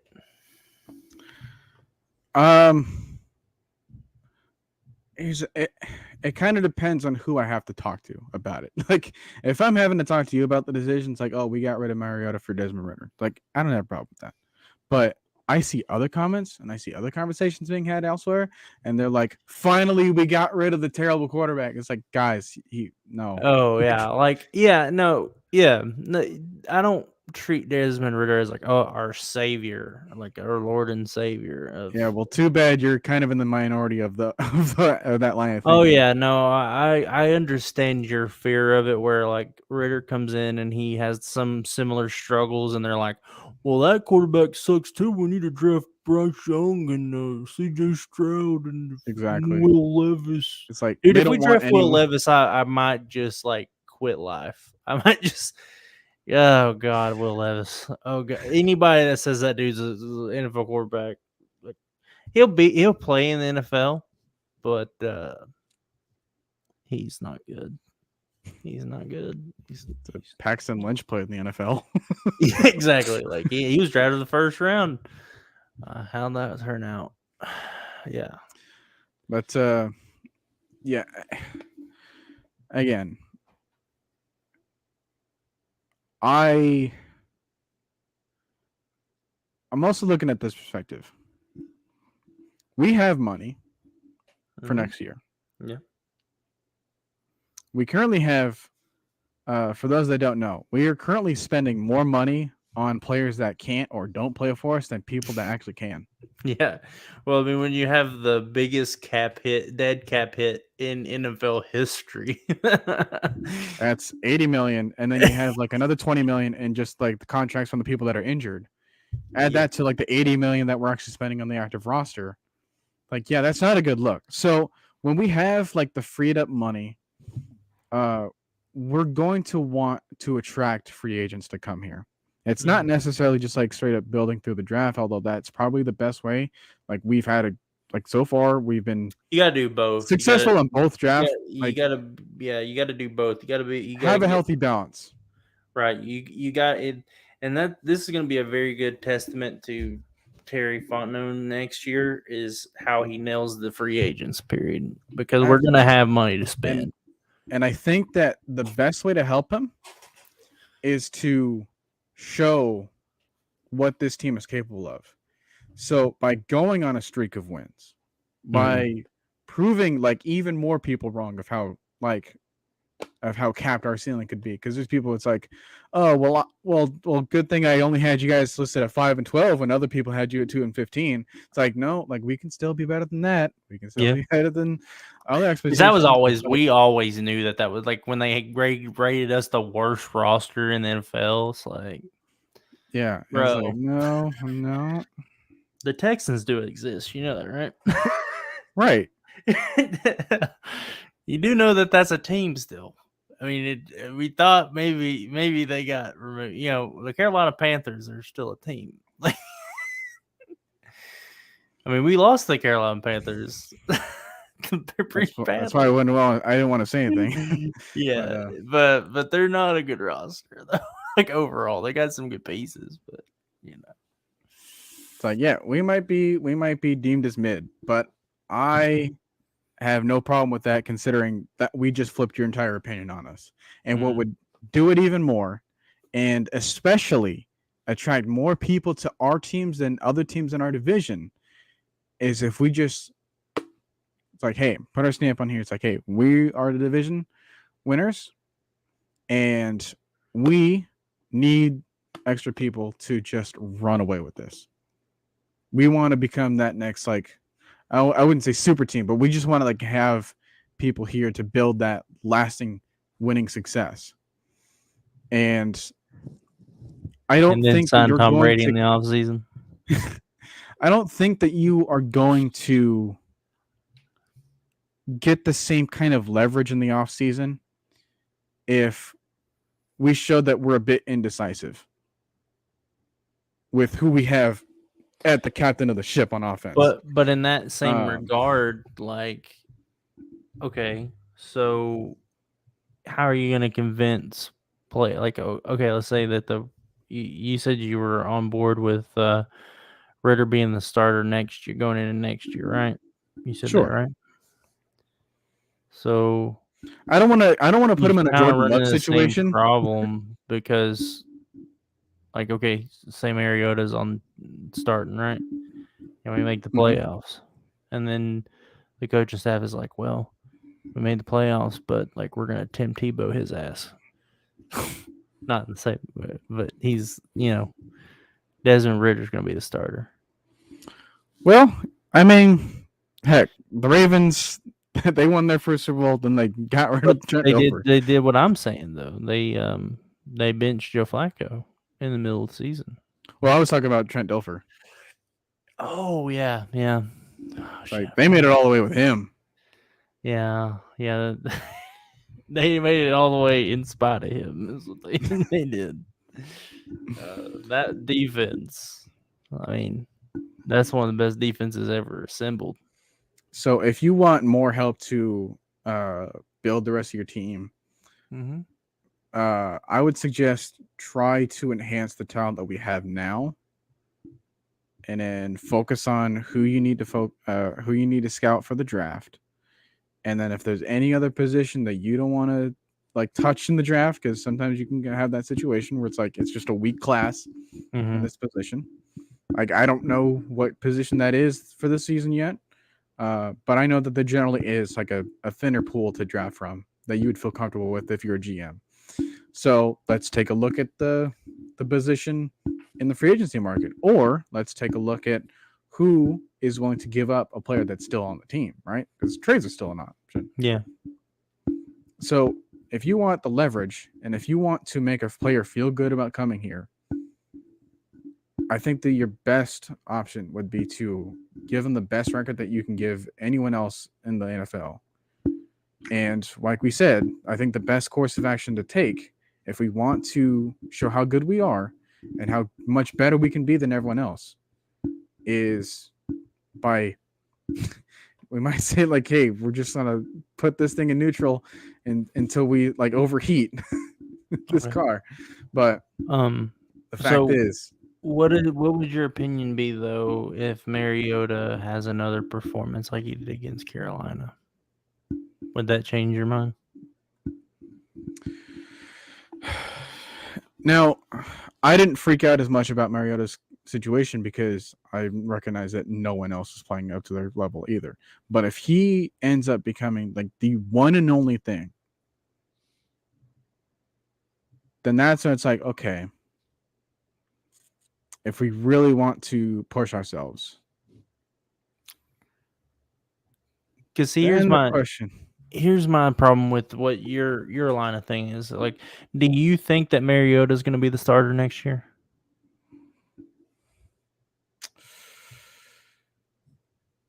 If we don't start Ritter this year, then it's like a coin flip. Okay, so let's play your scenario. Say we win some games with Mariota.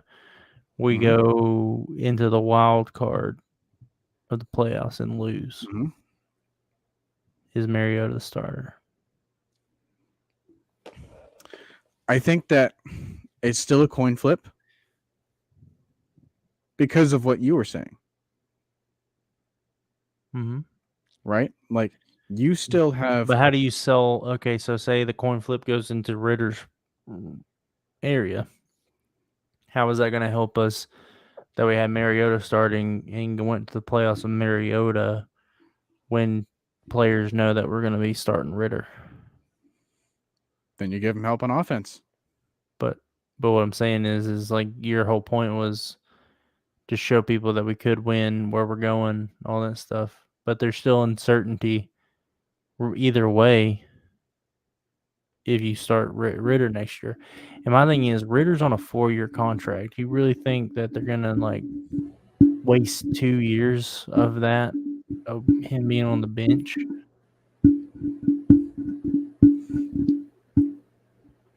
That's kind of where I'm at with it too. Well, because like Mariota's on a 2-year deal, and he's getting more money next year than he is this year. No, but Mariota's in a different situation than Ritter. We drafted Ritter. Ritter theoretically is going to get a shot at some point, right? Yeah, I think it's only I think it's still only a coin flip because of the salary. If you can maximize Ritter to the point where he is Mariota at this point, and you're not paying him as much in order to be at his level, then you go ahead and try him out because you took a full year a glance on him and you're confident. And it's like, hey, we did that and we built up the rest of the team. I don't see any reason to have Mariota as a starter next year because we know what we got with Mariota. He was what we needed this year. And that's what I'm saying. Like it's up to. But my thing is, wouldn't it be better to show, even if starting Ritter made us miss the playoffs? Say we lose 2 more games than we would with Ritter starting, as opposed to Mariota. Right, it's 2 more games, but Ritter in those games shows you some stuff. Maybe he makes some mistakes or something, but he shows you some high level stuff, right? If he shows you something different that you couldn't get from Mariota, yeah, that's what I'm saying. Isn't that better of a sales pitch to potential free agents than we got this guy that started? We won, let's say, 10 games, and we went to the playoffs and we lost, and now we're gonna move on to this rookie. Or he's a rookie last year, 3rd round pick, hadn't played a snap.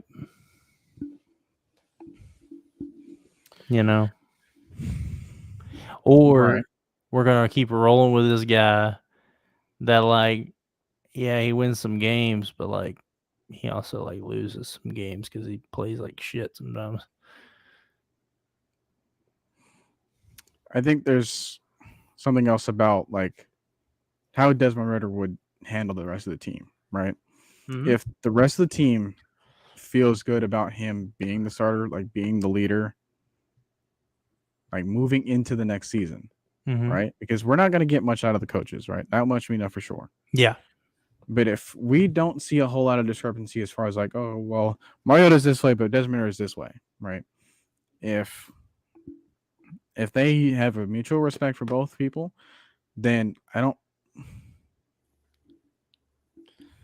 But see, I'm gonna sway you, but and it might not be this stream, might not be, but like it's time because we're at a crossroads with the team. Like we're at a place where we know what Mariota is going to give us, right? We know that, right? And Ritter is this enough of a sample size for Ritter? It's not enough of a sample size that if he plays poorly, like you got to draft another quarterback. No, I don't think. But this is not about sample size or how many snaps he needs to know who. Like this is about getting him key experience in game preparation and getting him ready for next season. Because like, here's my thing. Like, I'm not that super excited about we could win the division this year because I know that we're not a Super Bowl contending team. Do you agree? Like, yeah, I mean, well, there's mathematically some chances, but I'm not gonna say like and put money. Team that they could, in your mind, there's a scenario where we win the Super Bowl. Is there a reasonable, not just like a like a reasonable? You're a reasonable guy, logical guy. We could play a team close but still lose. Right. I just don't think with the blunders that this team has in key moments, I don't think they're gonna lose a game in the playoffs. But what we've been seeing all this time though, before the season even started, is that like this is one of the toughest schedules. Yeah. And then they flipped it like halfway through the season, and it's like, hey, you're actually playing the easiest schedule now. Yeah, I mean, we've been competitive in a lot of our games, which is what I wanted to see. And I even said like I don't know how it results in, so I'm perfectly fine with that. Like, here's my I thing. Ritter, the experience that you could give Ritter in this last bit of the season is more valuable to me than getting a couple more wins and a playoff berth with Mariota. And I'm just saying, like, I don't think the Eagles, when they won the Super Bowl, that they were going to do that despite losing Carson Wentz. Like, I didn't know that they had, like, I don't think they knew that they had that in Nick Foles just to, like, get over the hump of a couple extra games. Yeah, but the Eagles were like a really good team that year, like the best team. Exactly. So it's like the margin of error that we have as far as like coming up against some of the top teams. Like, if we have to face the Chiefs, no way. Yeah. Although there is this any given Sunday kind of mentality. I mean, if we played the Bills, maybe, like the Bills kind of. Like Buffalo, they had to play a Lions team that, again, like I said at the season, like, hey, they are sneaky good. And despite them trading away TJ Hawkinson, the Lions are kind of in our situation. They just don't have a quarterback to replace Goff with. Right. So they don't have, like, they're kind of in my situation. They're actually probably in a better situation in a lot of areas than we are. Like offensive line, yeah. Like they got the lead. D-line. They got the lead rushing scorer. Yeah. They already I'd say they fixed their pass rush. Dude, some of their other pieces on the defense, they still got to be worked on because they're still, like, they were on pace to be like one of the worst defenses of all time. But they still played Buffalo like extremely close. Yeah. And this is late in the season, right? Like, this is when everyone knows who you are. Lions have been on like a 3-game win streak. No one saw that coming. And the teams that they were winning against, it's like, hey, no one saw that coming either. It's like, hey, the Giants, they were playing some pretty decent football enough in order to start winning some games. The Giants are pretenders, man. Like, I don't think they're that good. I mean, and that's another thing too. It's like, dude, like, do you see the rest of this NFC team? It's like, dude, the Eagles, they had an embarrassing loss to the Commanders that we're about to face. The Giants had some embarrassing losses. The Vikings had an embarrassing loss. Yeah. The Cowboys, they can go through some struts. This is a weird year. I even said this during the 49ers, they can look bad in some games. And if we would have the tiebreaker over them and over Seattle. And if Tampa Bay isn't looking as good, no one else in our division. This seems like a really off year, just overall. Like, and that's what I'm saying. Like, dude, like, I don't. I mean, Aaron Rodgers is sucking. It's like Tom Brady's sucking. Russell Wilson sucking. We don't necessarily have to face the top team the very first week of the playoffs. Yeah. And the teams that we would have to face, it's like, come on, man. They're not going to blow us out of the water. Here's my thinking too. Like, a lot of people don't, like Josh Allen, he's awesome right now. But people forget, like, Josh Allen kind of sucked his first couple of years in the league. Like, oh yeah, he kind of wasn't that good. But I think the experience he got during that time helped make him what he is now. So I'm okay with still see some glimpses of that though, but they've just been really toned down. They're very few and far between.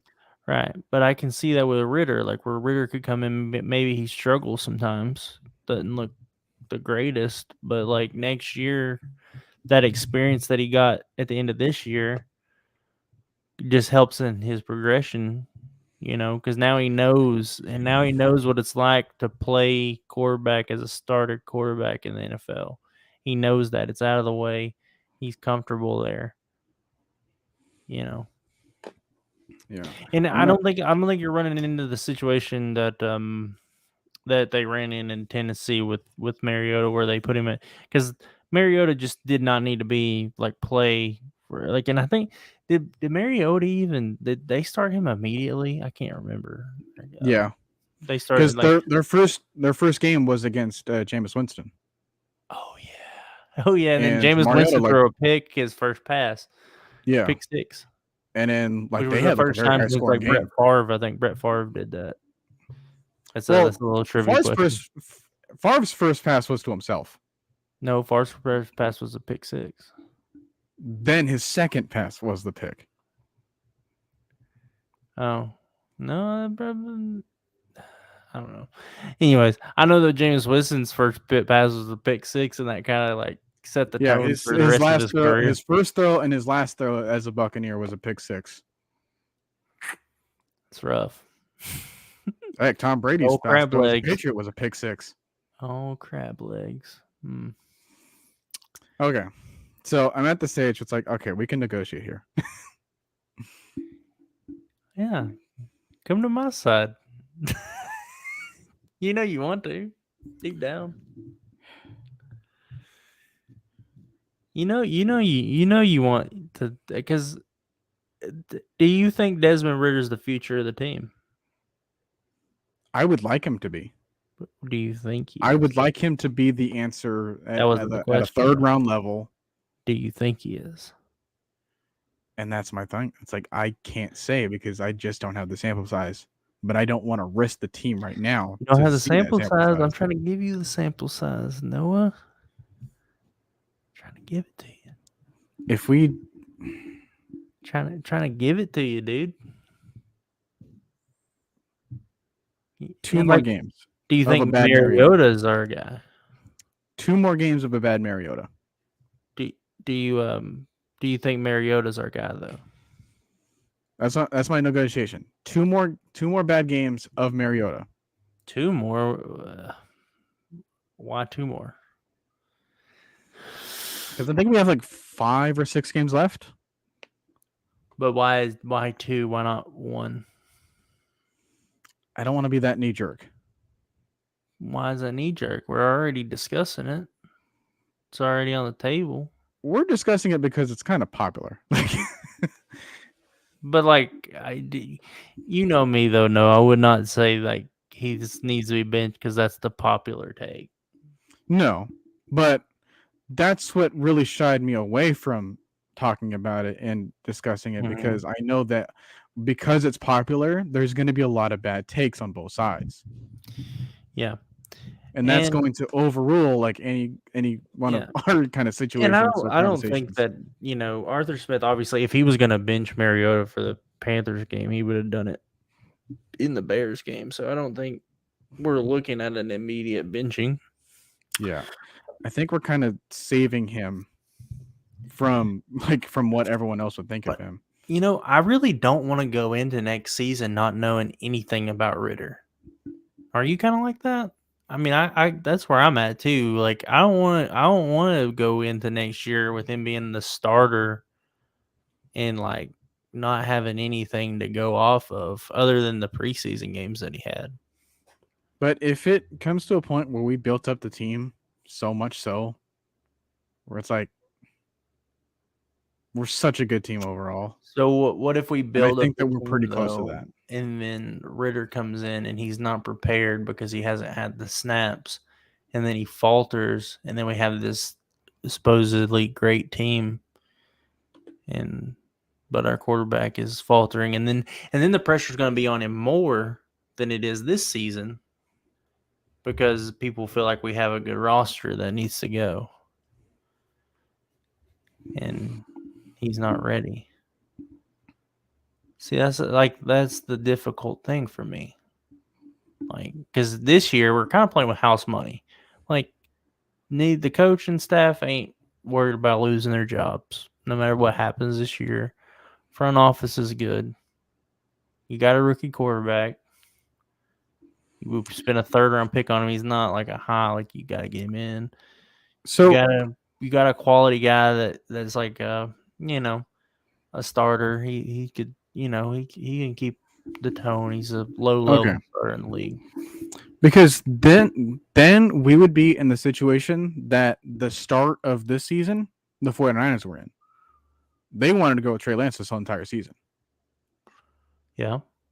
Then they lose the week 1 against Chicago from the monsoon. Then he gets hurt week 2. Yeah.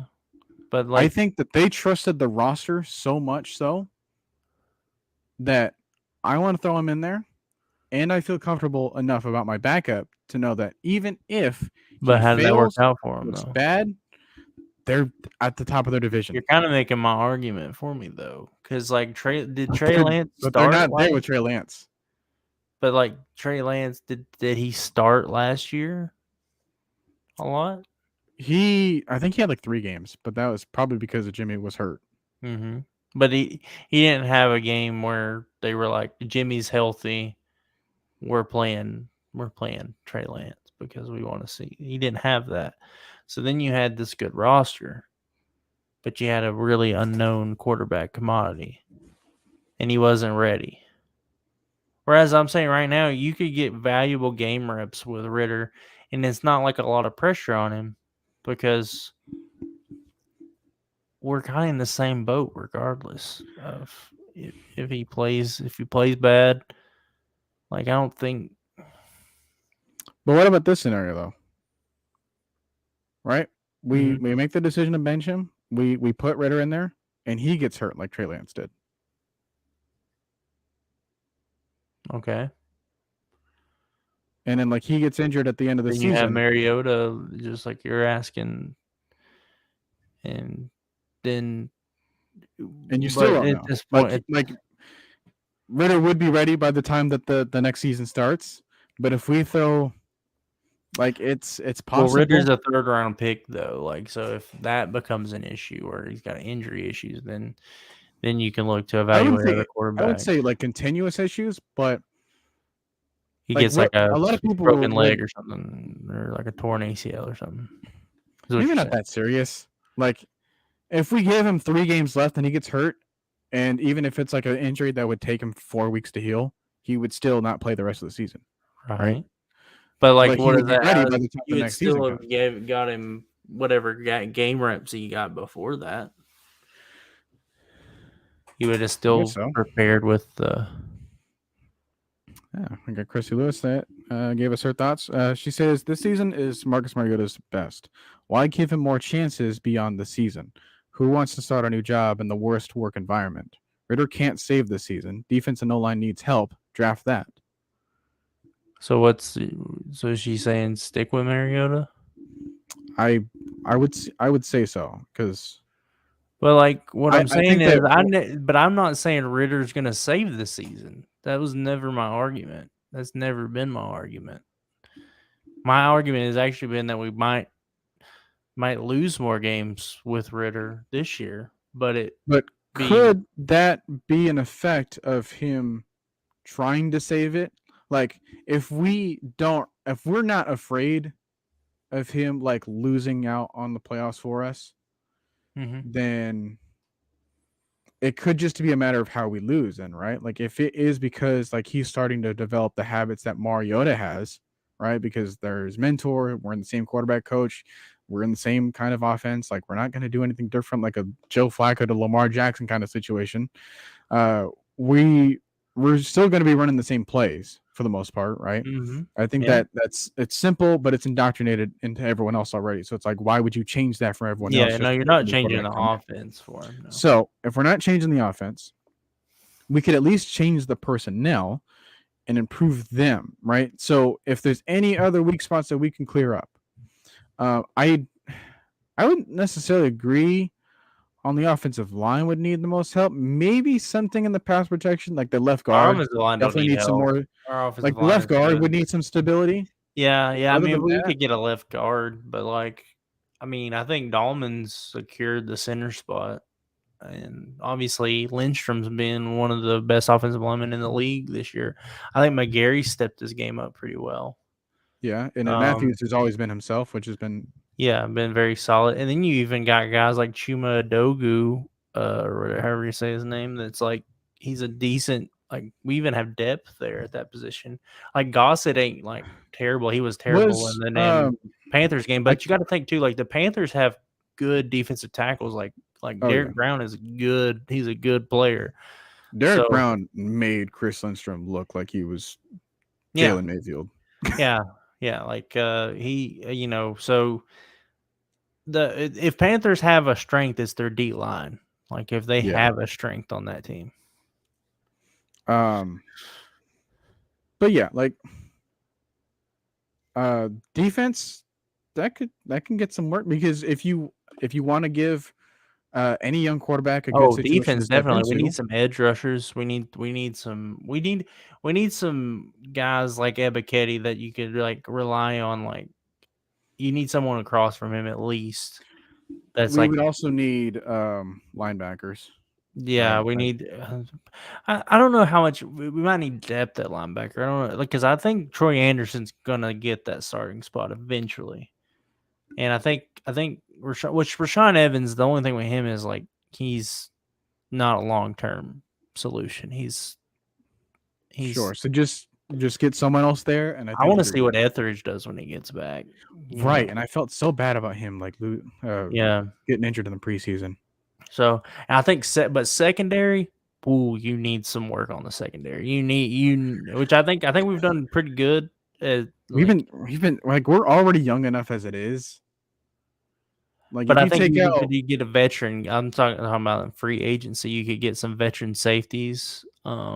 Maybe like I think Casey Hayward's coming back because people griped on Casey Hayward, but like Casey Hayward isn't bad. Like he's a very good number 2 option. oh yeah, For you know, um, and I mean this cornerback draft, from what I've seen, it's not like there's some guys on it, but like I don't know how deep it is. I have to really.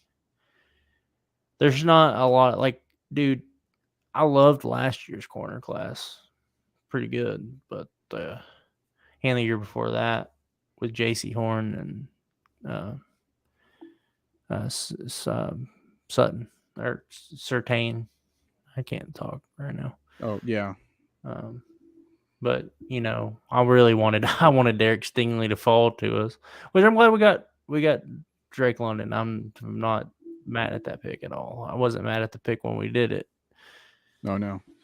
As a matter of fact, like just look at this offense, like without him.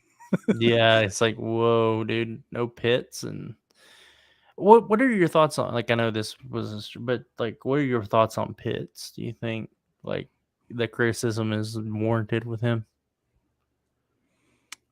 Which criticism in particular? Like that he's not getting Like used enough? he's not producing. We shouldn't have drafted him at number 4, bust kind of thing.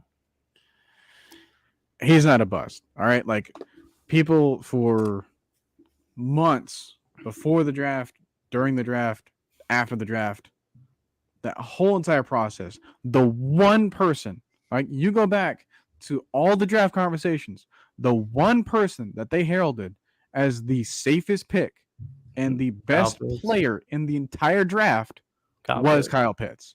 Kyle Pitts is different. He's then there was a bit of a gap between like either Jamar Chase and Penei Sewell and then like a quarterback or something like at that time. But no, like Kyle Pitts, and that was in the draft class of Trevor Lawrence, right? He was supposed to be the poster boy. Mm-hmm. He was supposed to be the answer to everything of any team that was going to draft him. And yeah, like, of all the other skill positions that you had, like you ended up taking the best player. Here's the thing with Kyle Pitts too, like really Jamar Chase. Like everyone talks about Jamar Chase, but Jamar Chase got lucky in the sense that he got drafted by a team that had his quarterback from college, that they already had the chemistry that, think about it. Kyle Pitts hasn't had stability at the quarterback position yet. Yeah. 2 seasons, 2 different quarterbacks. Yeah. And I mean, he did well with Matt Ryan, and then 2 totally different offenses. Like not just the quarterbacks changed. Yeah, the he didn't score a lot of touchdowns last year, but like our team as a whole didn't score a lot of touchdowns last year. What are you talking about? Yeah, like, it's not like Cordell Patterson's the only one that could score a touchdown for to save his life. Much at that time, yeah. Yeah, and like everyone's like, we draft for need and all this stuff. Like, yeah, when he was drafted, we had Calvin Ridley, we had Julio Jones, and we're like, oh yeah, we don't need a wide receiver. We don't need a receiver. What are you talking about? Well, and then Julio was gone. Were immediately gone by like yeah. So like, that's why I always say like drafting for need is like such a. No, you take the player. Like you don't take a lesser player just because you need that player. Like if you got a player that's clearly better than another one, you don't take it. You don't take the other one for need. Yeah. So yeah, Kyle Pitts, I have no problem with. As far as like his production levels, I don't think that he's going to care about that all too much. He's got so much of his career ahead of him. I don't And think dude, he's he's worried about been trying to so break much records right improved now. as a blocker this year. It's crazy. Well, not just that, but just as a offensive weapon and as a decoy to use if you're an offensive coordinator. Oh, dude, Like Drake London benefits so much for things that anyone does, yeah. right? Like Corder Patterson will benefit, OZ will benefit. Like, cause We've seen you're not gonna not cover Pitt. Like if even Pitt's that on the field, you have to account for him, no matter what he does. even that touchdown that Demir Bird had against the Panthers, that super high scoring one, that was there because of Kyle Pitts drawing that attention. Yeah. Then he like turned back inside, and then no one had the angle because Kyle Pitts took him out of that. Like there's a lot of stuff that Kyle Pitts is doing off of the stat sheet that, like guys, he's there. Don't worry. And then he's going to get the reward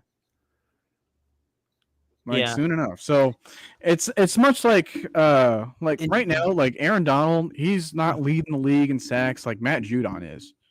Yeah. But I'm not going to doubt that. Oh well, he's not the best passer. Like no, that's still Aaron Donald. That's still Aaron Donald. Yeah. Here's a question though that kind of circles it back around to our topic. Do you think Mariota's play is holding Pitts back? You can look in some plays and say yeah, but I think overall,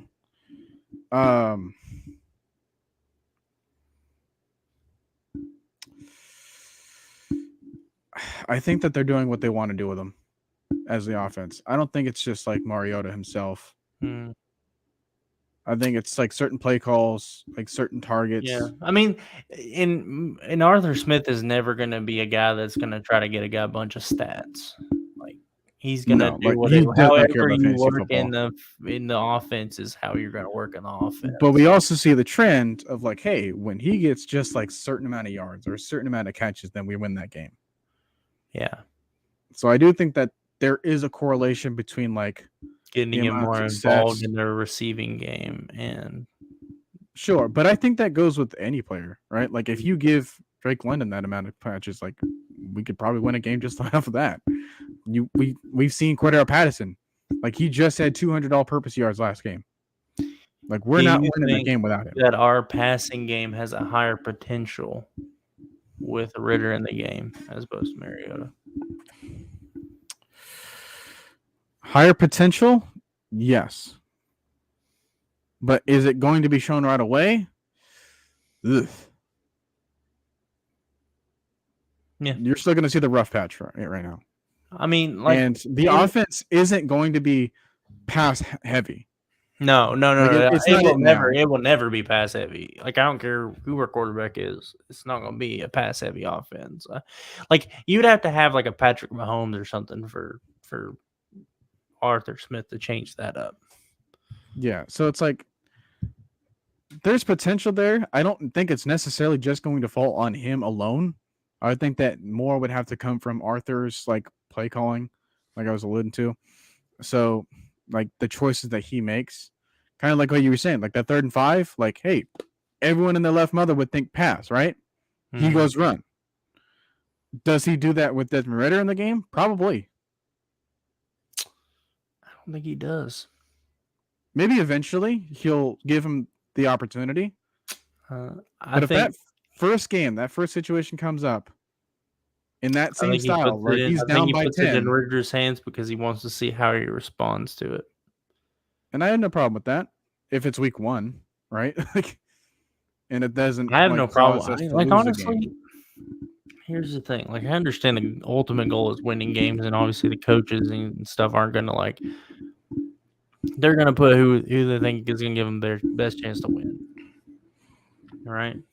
Yeah, the goal is to win. The goal is not to make a certain player work.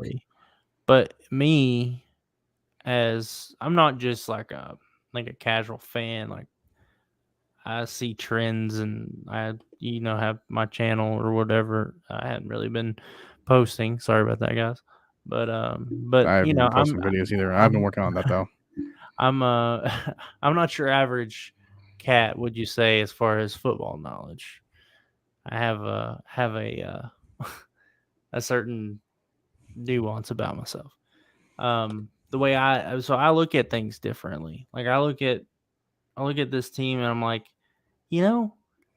our wins, like is winning the be all end all for this season? Is that is that the thing that's going to benefit us the most moving forward?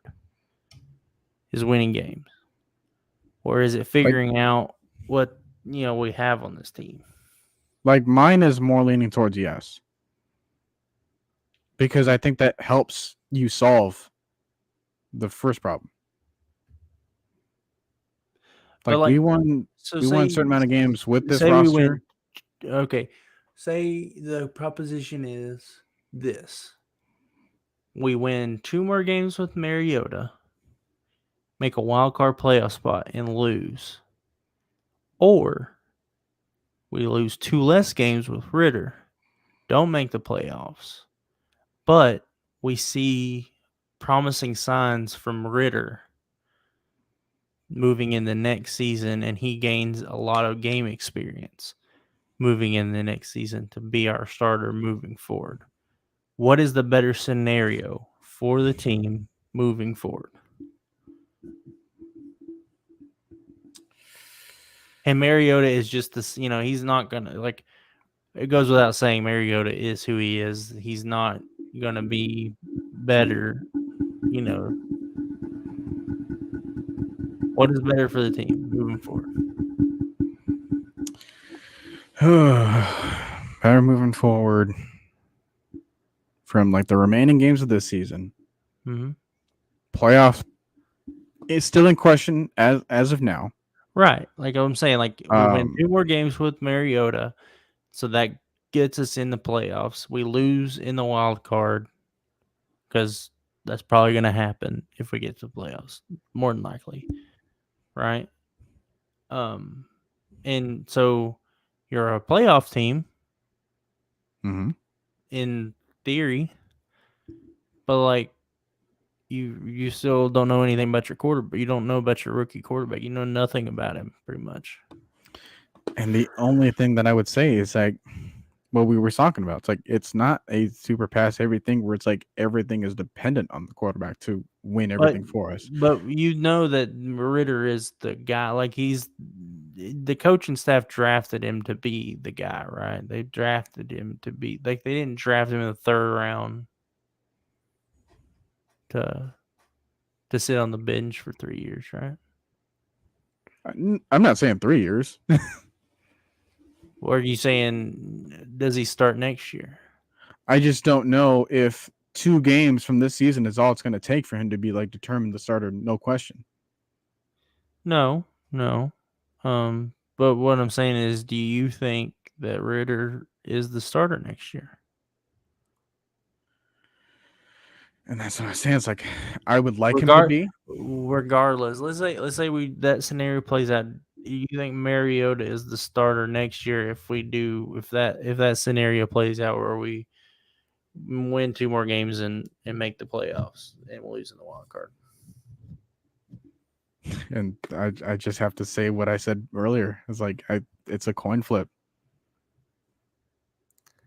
And I'm not against either one. Where would you lean though? So if the decision was hey, where would you be on it? Like I said, if we build if Mariota plays the same way he's been playing, where it's been up and down, but he wins us, he gets us to the playoffs, and we lose in the wild card. If he's still declared the starter, then I would be really concerned about where Desmond Ritter is. But on the other hand, I would say that you'd want to see with your own eyes where Desmond Ritter is, though, right? Sure, but if we're saying, hey, all the negatives and all the positives aside, despite everything, Mariota's still the starter, I don't think that speaks very good about Desmond Ritter. So do you think we should draft a quarterback if that's the case? No, I think that we work it out between these two. Throwing in a third will just add more chaos. Yeah. I'm agreeing with that. But what I'm saying is That'd be very unfair to Mariota if he does all of that and you just throw him in there and then you. The league's unfair. I guess so. Never said it was fair. Never. There's never. I mean, if it was fair, Grady Jarrett would have a sack on Tom Brady and not a pass interference or roughing the passer or whatever the fuck. Might as well just called it whatever you wanted because it was like y'all or does Rare throw better than MM1? I mean, or we the potential that Mariota can do, or the way he normally does, because that's two separate questions. Like Mariota has he can throw like the prettiest ball that I've ever seen in my life, but he doesn't do it very consistently. He throws it. His mechanics are terrible a lot of times. So but Desmond Ridder was compared to Mariota. Potential, Ridder can throw better than potential. Ridder has a better arm, like arm strength, he's got Ridder, the younger player will always beat out the older player when it talks about the potential. Yeah, Ridder has like what I was saying in the stream. I don't know if you, but when I first watched Ridder, I'm not saying that he is Patrick Mahomes. I'm not saying that, but like when I was watching him, I was like, this is the same because I've been in the draft community for a long time, and I evaluated Patrick Mahomes beforehand. He was actually my QB1. He was actually that's one of my biggest damn. I was really right on that kind of feeling. Against the grain kind of, and I get the same feelings that I got from Patrick Mahomes that I do from Ridder in college. It doesn't mean that he's going to be, because there's a lot that goes into a success of a quarterback. Yeah, and I think that the question should be not so much potential, but rather consistency. Yeah, I think Ridder, but I think just knowing the mentality of Ridder, and you got to think too, Ridder's an older rookie. Like he's not a he's like 24 or something. He might be 25. He's only 4 years younger than Mariota. Like Mariota's only 28. But he just turned 29 or 29, yeah. But he's been in the league since 2015 was the draft. So he's been in the league 7 years. So with Ridder, there's something about him, dude. Like there's this air about him, this calm confidence that I see in him, that I just want to see more. I want to see where that goes. Yeah, and I would. Mariota doesn't seem confident. Like on the field, he doesn't have that calmness about him. I know this sounds weird because he is like a pretty calm dude off the field and stuff. But he's aggressive and competitive, and he plays hero ball. But I don't think he's and he's confident in his ability, but it's a reckless confidence. Whereas I think Ridder, he's got that that calm, just that calmness. Do you watch college football any? I don't, not yet. Okay, but if you want a comparison, how about this? It might be the difference between a Joe Burrow from a Tua. Yeah, I can see that. Ridder just he has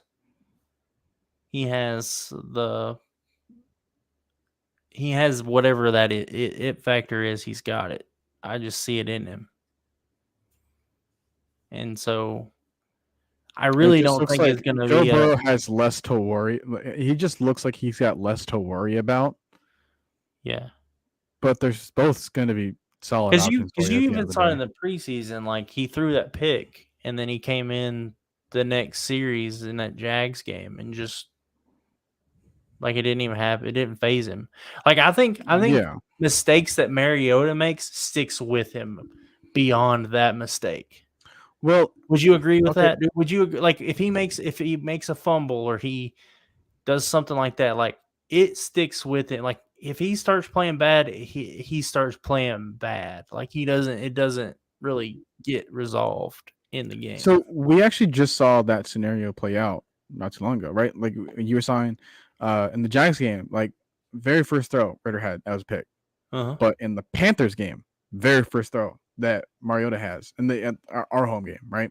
Yeah, The Sunday game, is a pick. his very first throw is a pick. But he ended up probably having the best statistical performance after that. But then he got one more play where it looks like we probably would have lost there. What do you mean? You talking about Mariota has against the Panthers, or you talking about the Bears? The Panthers, yeah. Talking about the but Mariota had a horrible game that game. No, the Sunday, the Eddie Pinheiro one. I'm confused. So we're talking about the first Panthers matchup. Correct. In that game, his very first throw was a pick. But after that, sorry, when you bring up the Panthers game, I just think of the bad Panthers game, the one that was horrible. But then it didn't take until overtime where he had another one of those plays. That kind of shows like I don't think that stuck with him. If he continued to have a bad performance after that, then yeah, I would say that. But the other, I think it was just that one play. The other Panthers game, I just felt like he was pressing, and he got in his head, and he started doing more than he should have. I think that team as a whole forced him to win that game,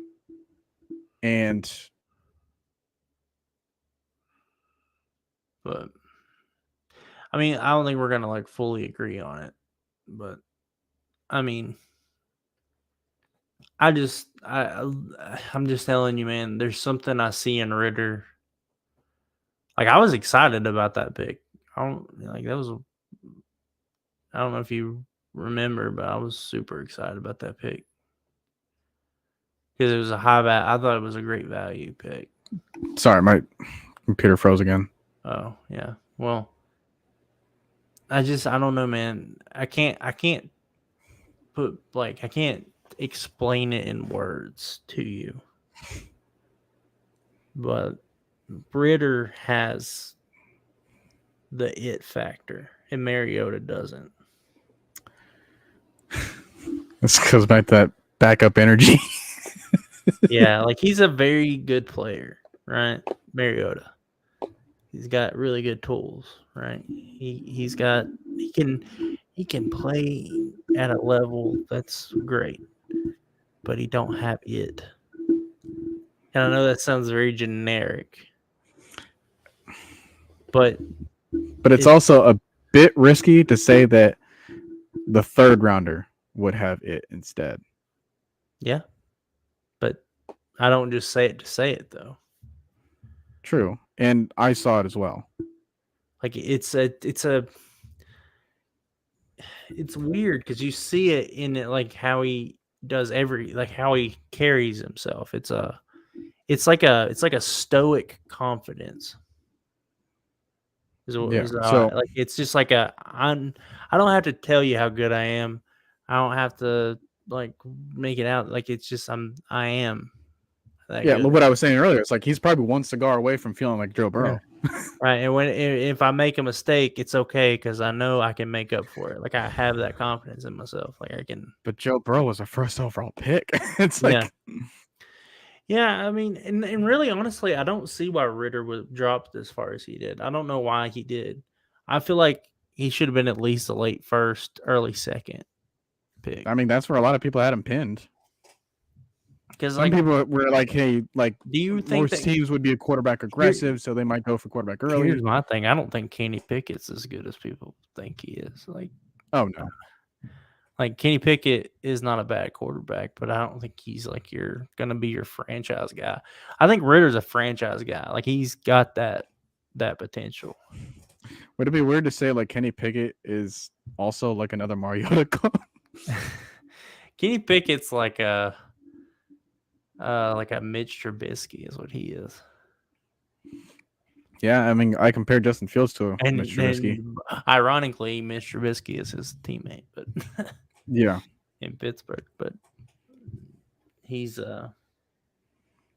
Kenny Pickett is like the guy that they're like he's the safe pick. He's like the guy that you want your daughter to be asked to the prom with and to go. He's gonna treat her nice. He's gonna take care of her, make sure nothing bad happens to her. It's gonna be a awesome day. But guess what? He's gonna be like some guy that's like an accountant, and if she marries him, like she's gonna have like very horrible sex life. You know, it's gonna be very mundane. He likes missionary, and Ritter's like the guy. He's like he's a good kid too. Like he's not a bad kid. But he's got that edge to him, though. Like you kind of worry about. Put it this way: Ritter's already a father. Yeah, Ritter is the guy that you like. You want your daughter to date, but like that like he's probably raw dogging her in the back seat of a of a Honda Accord on prom night too. Why was I thinking Civic? Why were we both thinking Hondas? Like he's not a bad boy. He don't have like a dang Firebird or something. But he's got a Honda Accord. But it was like a freaking like he's definitely raw dogging her though. You know, like yeah. So that's Ritter. He's got that it, man. And like, but you're okay with him because he's a he's a good kid though. He's Christy gets it right. yeah. And Kenny Pickett's the guy that you're like, man, he's a really good kid, but I don't really know if I want her to marry him because he's, he's kind of boring. It's so in my spare time, I also watch a lot of anime, and there's the common tropes of like certain stories will take so long to reach the bare minimum of romance, right? Like you'll have like 200 chapters, and this couple but like would-be couple haven't even held hands yet.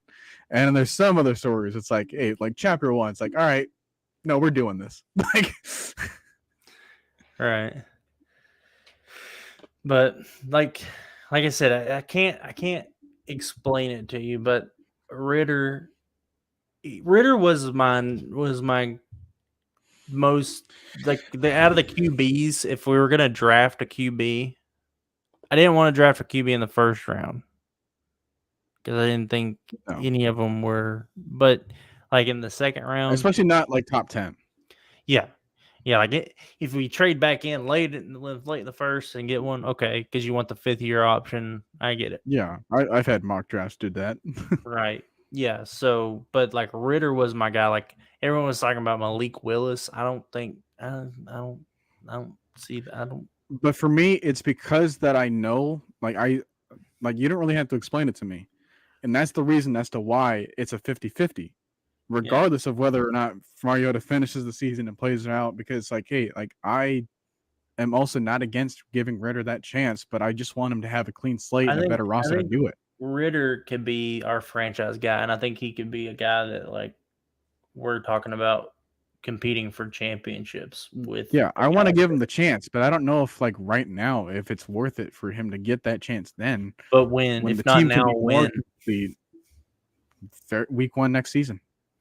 But if you do that week 1 next season, like I don't know, it's better to have a fresh resume than for them to have a bad taste.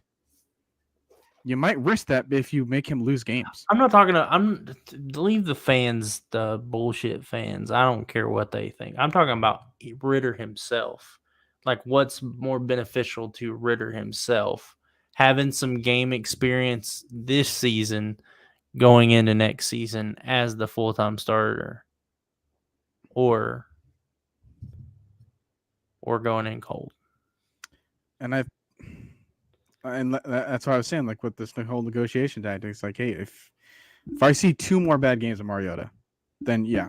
Yeah, but then that only leaves 3 games or less of Mariota, or not Mariota, Ritter. Whereas right now we have 5 games. Look, and 5. like if you go back to that Mahomes comparison, he had 1 game against the Broncos, and that was it. And then they just handed them the keys after that season. Mm-hmm. Yeah. So if it only, I'm not saying they would ruin him or nothing. I'm not saying that. I'm just saying if you think that Arthur, this isn't about what I think will happen. It's about what I think should happen. Yeah. If you think that by me saying it takes 2 bad games from Mariota, and you think that that's going to take what about more 1 game than though? 2 Like games? What about 1 more bad game? Like, if he has another Panthers game like that bad, yeah, like that bad, because I think that's going to happen. that bad, he was still 19 of 30 and had 2 touchdowns and had a pick. But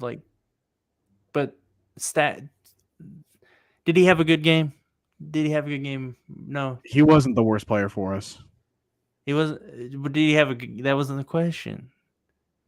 Who was the worst player then? Who was worse than Mariota? Probably Michael Walker. Okay, I give you that. Anybody on the offense? Chris Lindstrom for that game.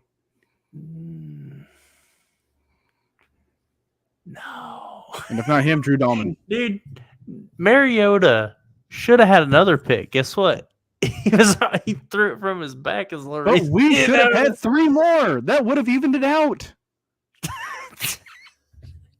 God, we should have had 3 more picks, so it would have been okay. Dude, two of them definitely would have been one pick from sixes. his back. That would have been a pick 6, or no, I think it was a pick 6. That was one of the worst decisions. I know he ended up getting bailed out because he was on his back, but dude, he overthrew Kyle Pitts, dude. Like wide open Kyle Pitts, dude. That has a 7. That's still going. That still has a chance of happening with Ritter. 7-foot wingspan. That throw ain't happening with Ritter. Ritter ain't overthrowing him like that. He might underthrow him instead, which would have been okay because he was wide open. That's still an incompletion. Aren't you mad about that? If you underthrow it, it's not necessarily an incompletion. It's better to underthrow a wide open receiver than overthrow him. Well, it depends on where the defender is. Come back to, well, there was no defender. Yeah, but he's running. Where was the defender? Listen, it's always better to underthrow a receiver that's wide open than to overthrow. I'm just saying, like, if that was the throw that you're referring to, like the corner that Pitts had to the probably like a crossing route or something. He was running toward the sideline. It was a flag route. If he's running towards the sideline and that's underthrown, Kyle Pitts can't catch that ball because he's running away from the ball. What I'm saying is it's better than to overthrow him. But it still leads to the same incompletion. Not necessarily. I disagree. I'm not saying it leads to a completion. I just said it guaranteed it leads to an incompletion if you throw 5 feet over his freaking head or you can't jump up and catch it. Dude has a 7-foot wingspan, one of the best verticals, and he overthrew the dude. Like the dude, Kyle Pitts was jumping up, and he couldn't. Like that's crazy. But yeah, we're yeah, we need to win at least 3 more games to show progression over last season. Well, I mean, I don't think wins and losses are what we need to measure this season by. Like, we're in a rebuild. It would help. Yeah, no, it wouldn't hurt. But, like, I know the ultimate goal is to win games. Mm-hmm. But, like, we have to also understand that we're in a rebuild. Like, really, this is the first season for Arthur Smith and Terry Fontenot. Because the first season, you had guys that they knew weren't going to be on their roster. So are you afraid that if we don't give Ritter the sample that he may or may not need this season to go into that would it continue the rebuild feeling? Yeah. I think what would happen is right now we could give Ritter the perfect opportunity to really work out some kinks, get into the feel of things, get into the flow. Whereas if we do it next season at the start, that could cost us another season, because if he's working out some things and it costs us some games then, and you're going to have added pressure from, I'm not saying that Arthur Smith ain't going to listen to the fans or the media. That doesn't matter.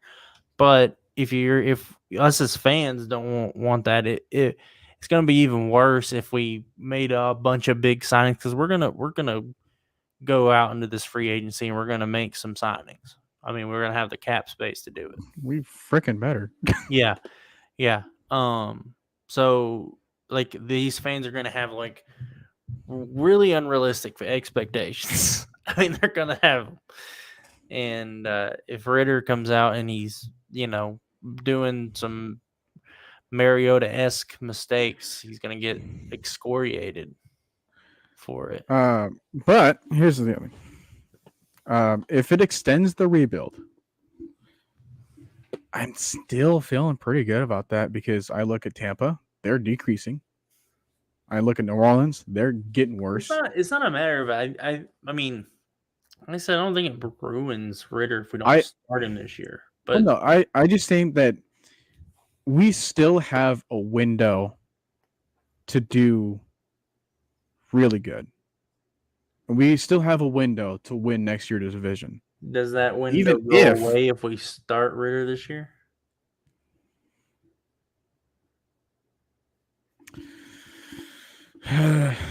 Like, what is what's your worst fear for Ritter? What is your worst fear of starting Ritter? Like, what's the worst case scenario, do you think?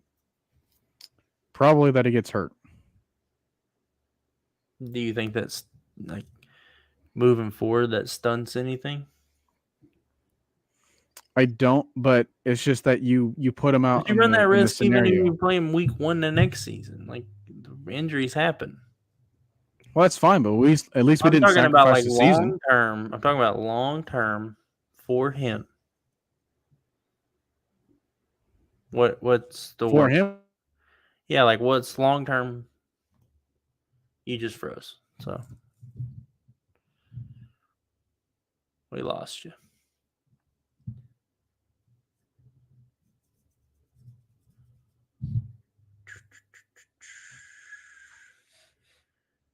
We lost Noah.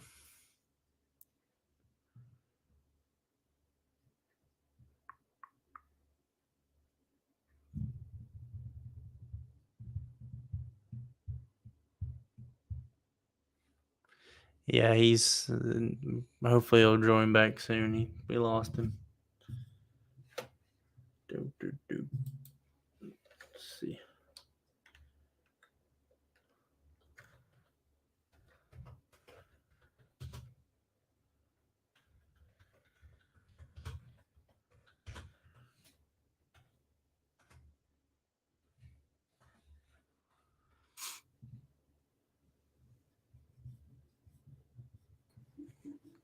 Okay. What kind of internet do you have there? Here's the thing, dude. I have it plugged into my Ethernet. Uh-huh. And that Ethernet is connected to like a Wi-Fi extender. Huh.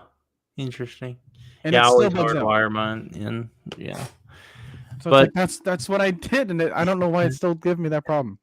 Anyways, like I just, what's your what is your biggest fear if like, what do you think is the worst thing that could happen to Ritter starting?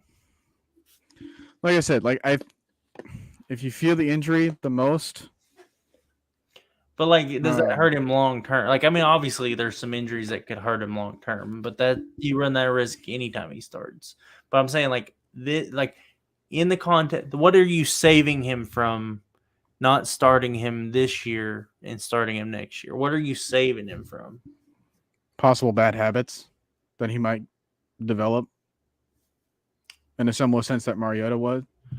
But see, Mariota's a different situation. Like, he was thrown in early on in the season. Like Ritter's had almost a full season of being the backup, learning how to be a quarterback.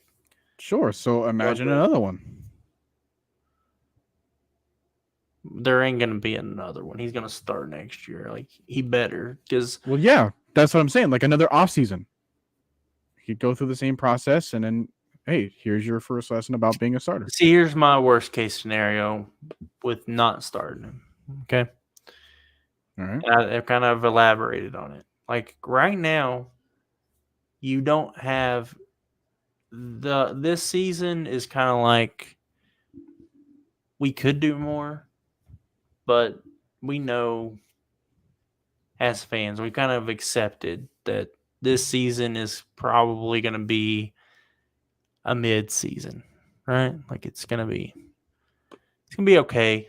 We're going to win some games, compete for a division in a bad division, but like in the grand scheme of things, we're not an it team. Like, there's not everything on the line right now, right? Yeah, we're not Kansas City. Yeah, we're not. Yeah. And so, without giving Ritter the experience this year of in-game preparing, like, because it's a different game, right? I wanted him to learn the backups. I wanted him to be the backup at the beginning of the year because I wanted him to get the experience that you get as a backup, the things that you do. He's already got that, right? Okay. Now I want to pivot to giving him the game reps and being the starter and being And that's prepared. no matter who we have on the schedule, right?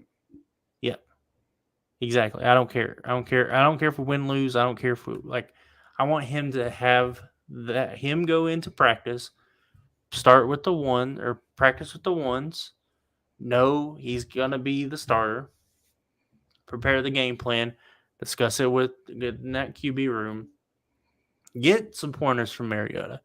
Get that experience from Mariota. The things that, because Mariota knows how to be a backup, right? He knows how to do it. He's not going to be a problem in the locker No. room. And get Ritter. I mean, however many games. I mean, it's not going to be next week. So let's say he gets 3 games. 3 games of that. Pretty sure that would be Ravens, Cardinals, and Bucks. I don't care who it is. I don't care. It's not about who he's playing. It's about him preparing as a starter. And he has 3 games. I mean, that's kind of good. I mean, that would be some quality opponents. I mean, the Ravens are pretty good. Cardinals are, the Bucks can be good sometimes. Yeah, sometimes these divisional games, it doesn't matter with the record. And he has, I mean, they probably 1 or 2 playoff teams there that he's going up against. Some different little variations of how they play defense and things like that.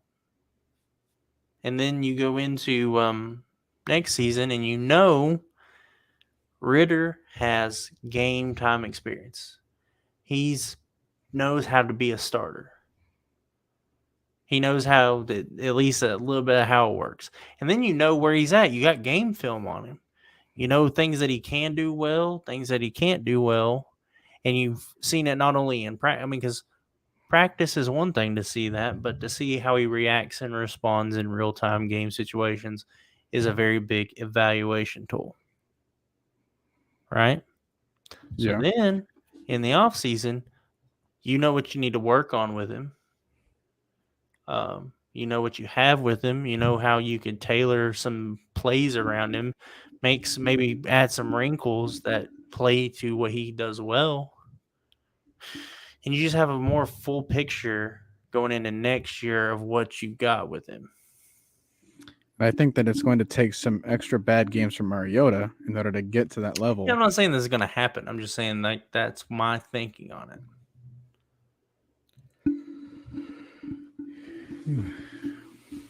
So you're at the 2 more bad games with Mariota, right?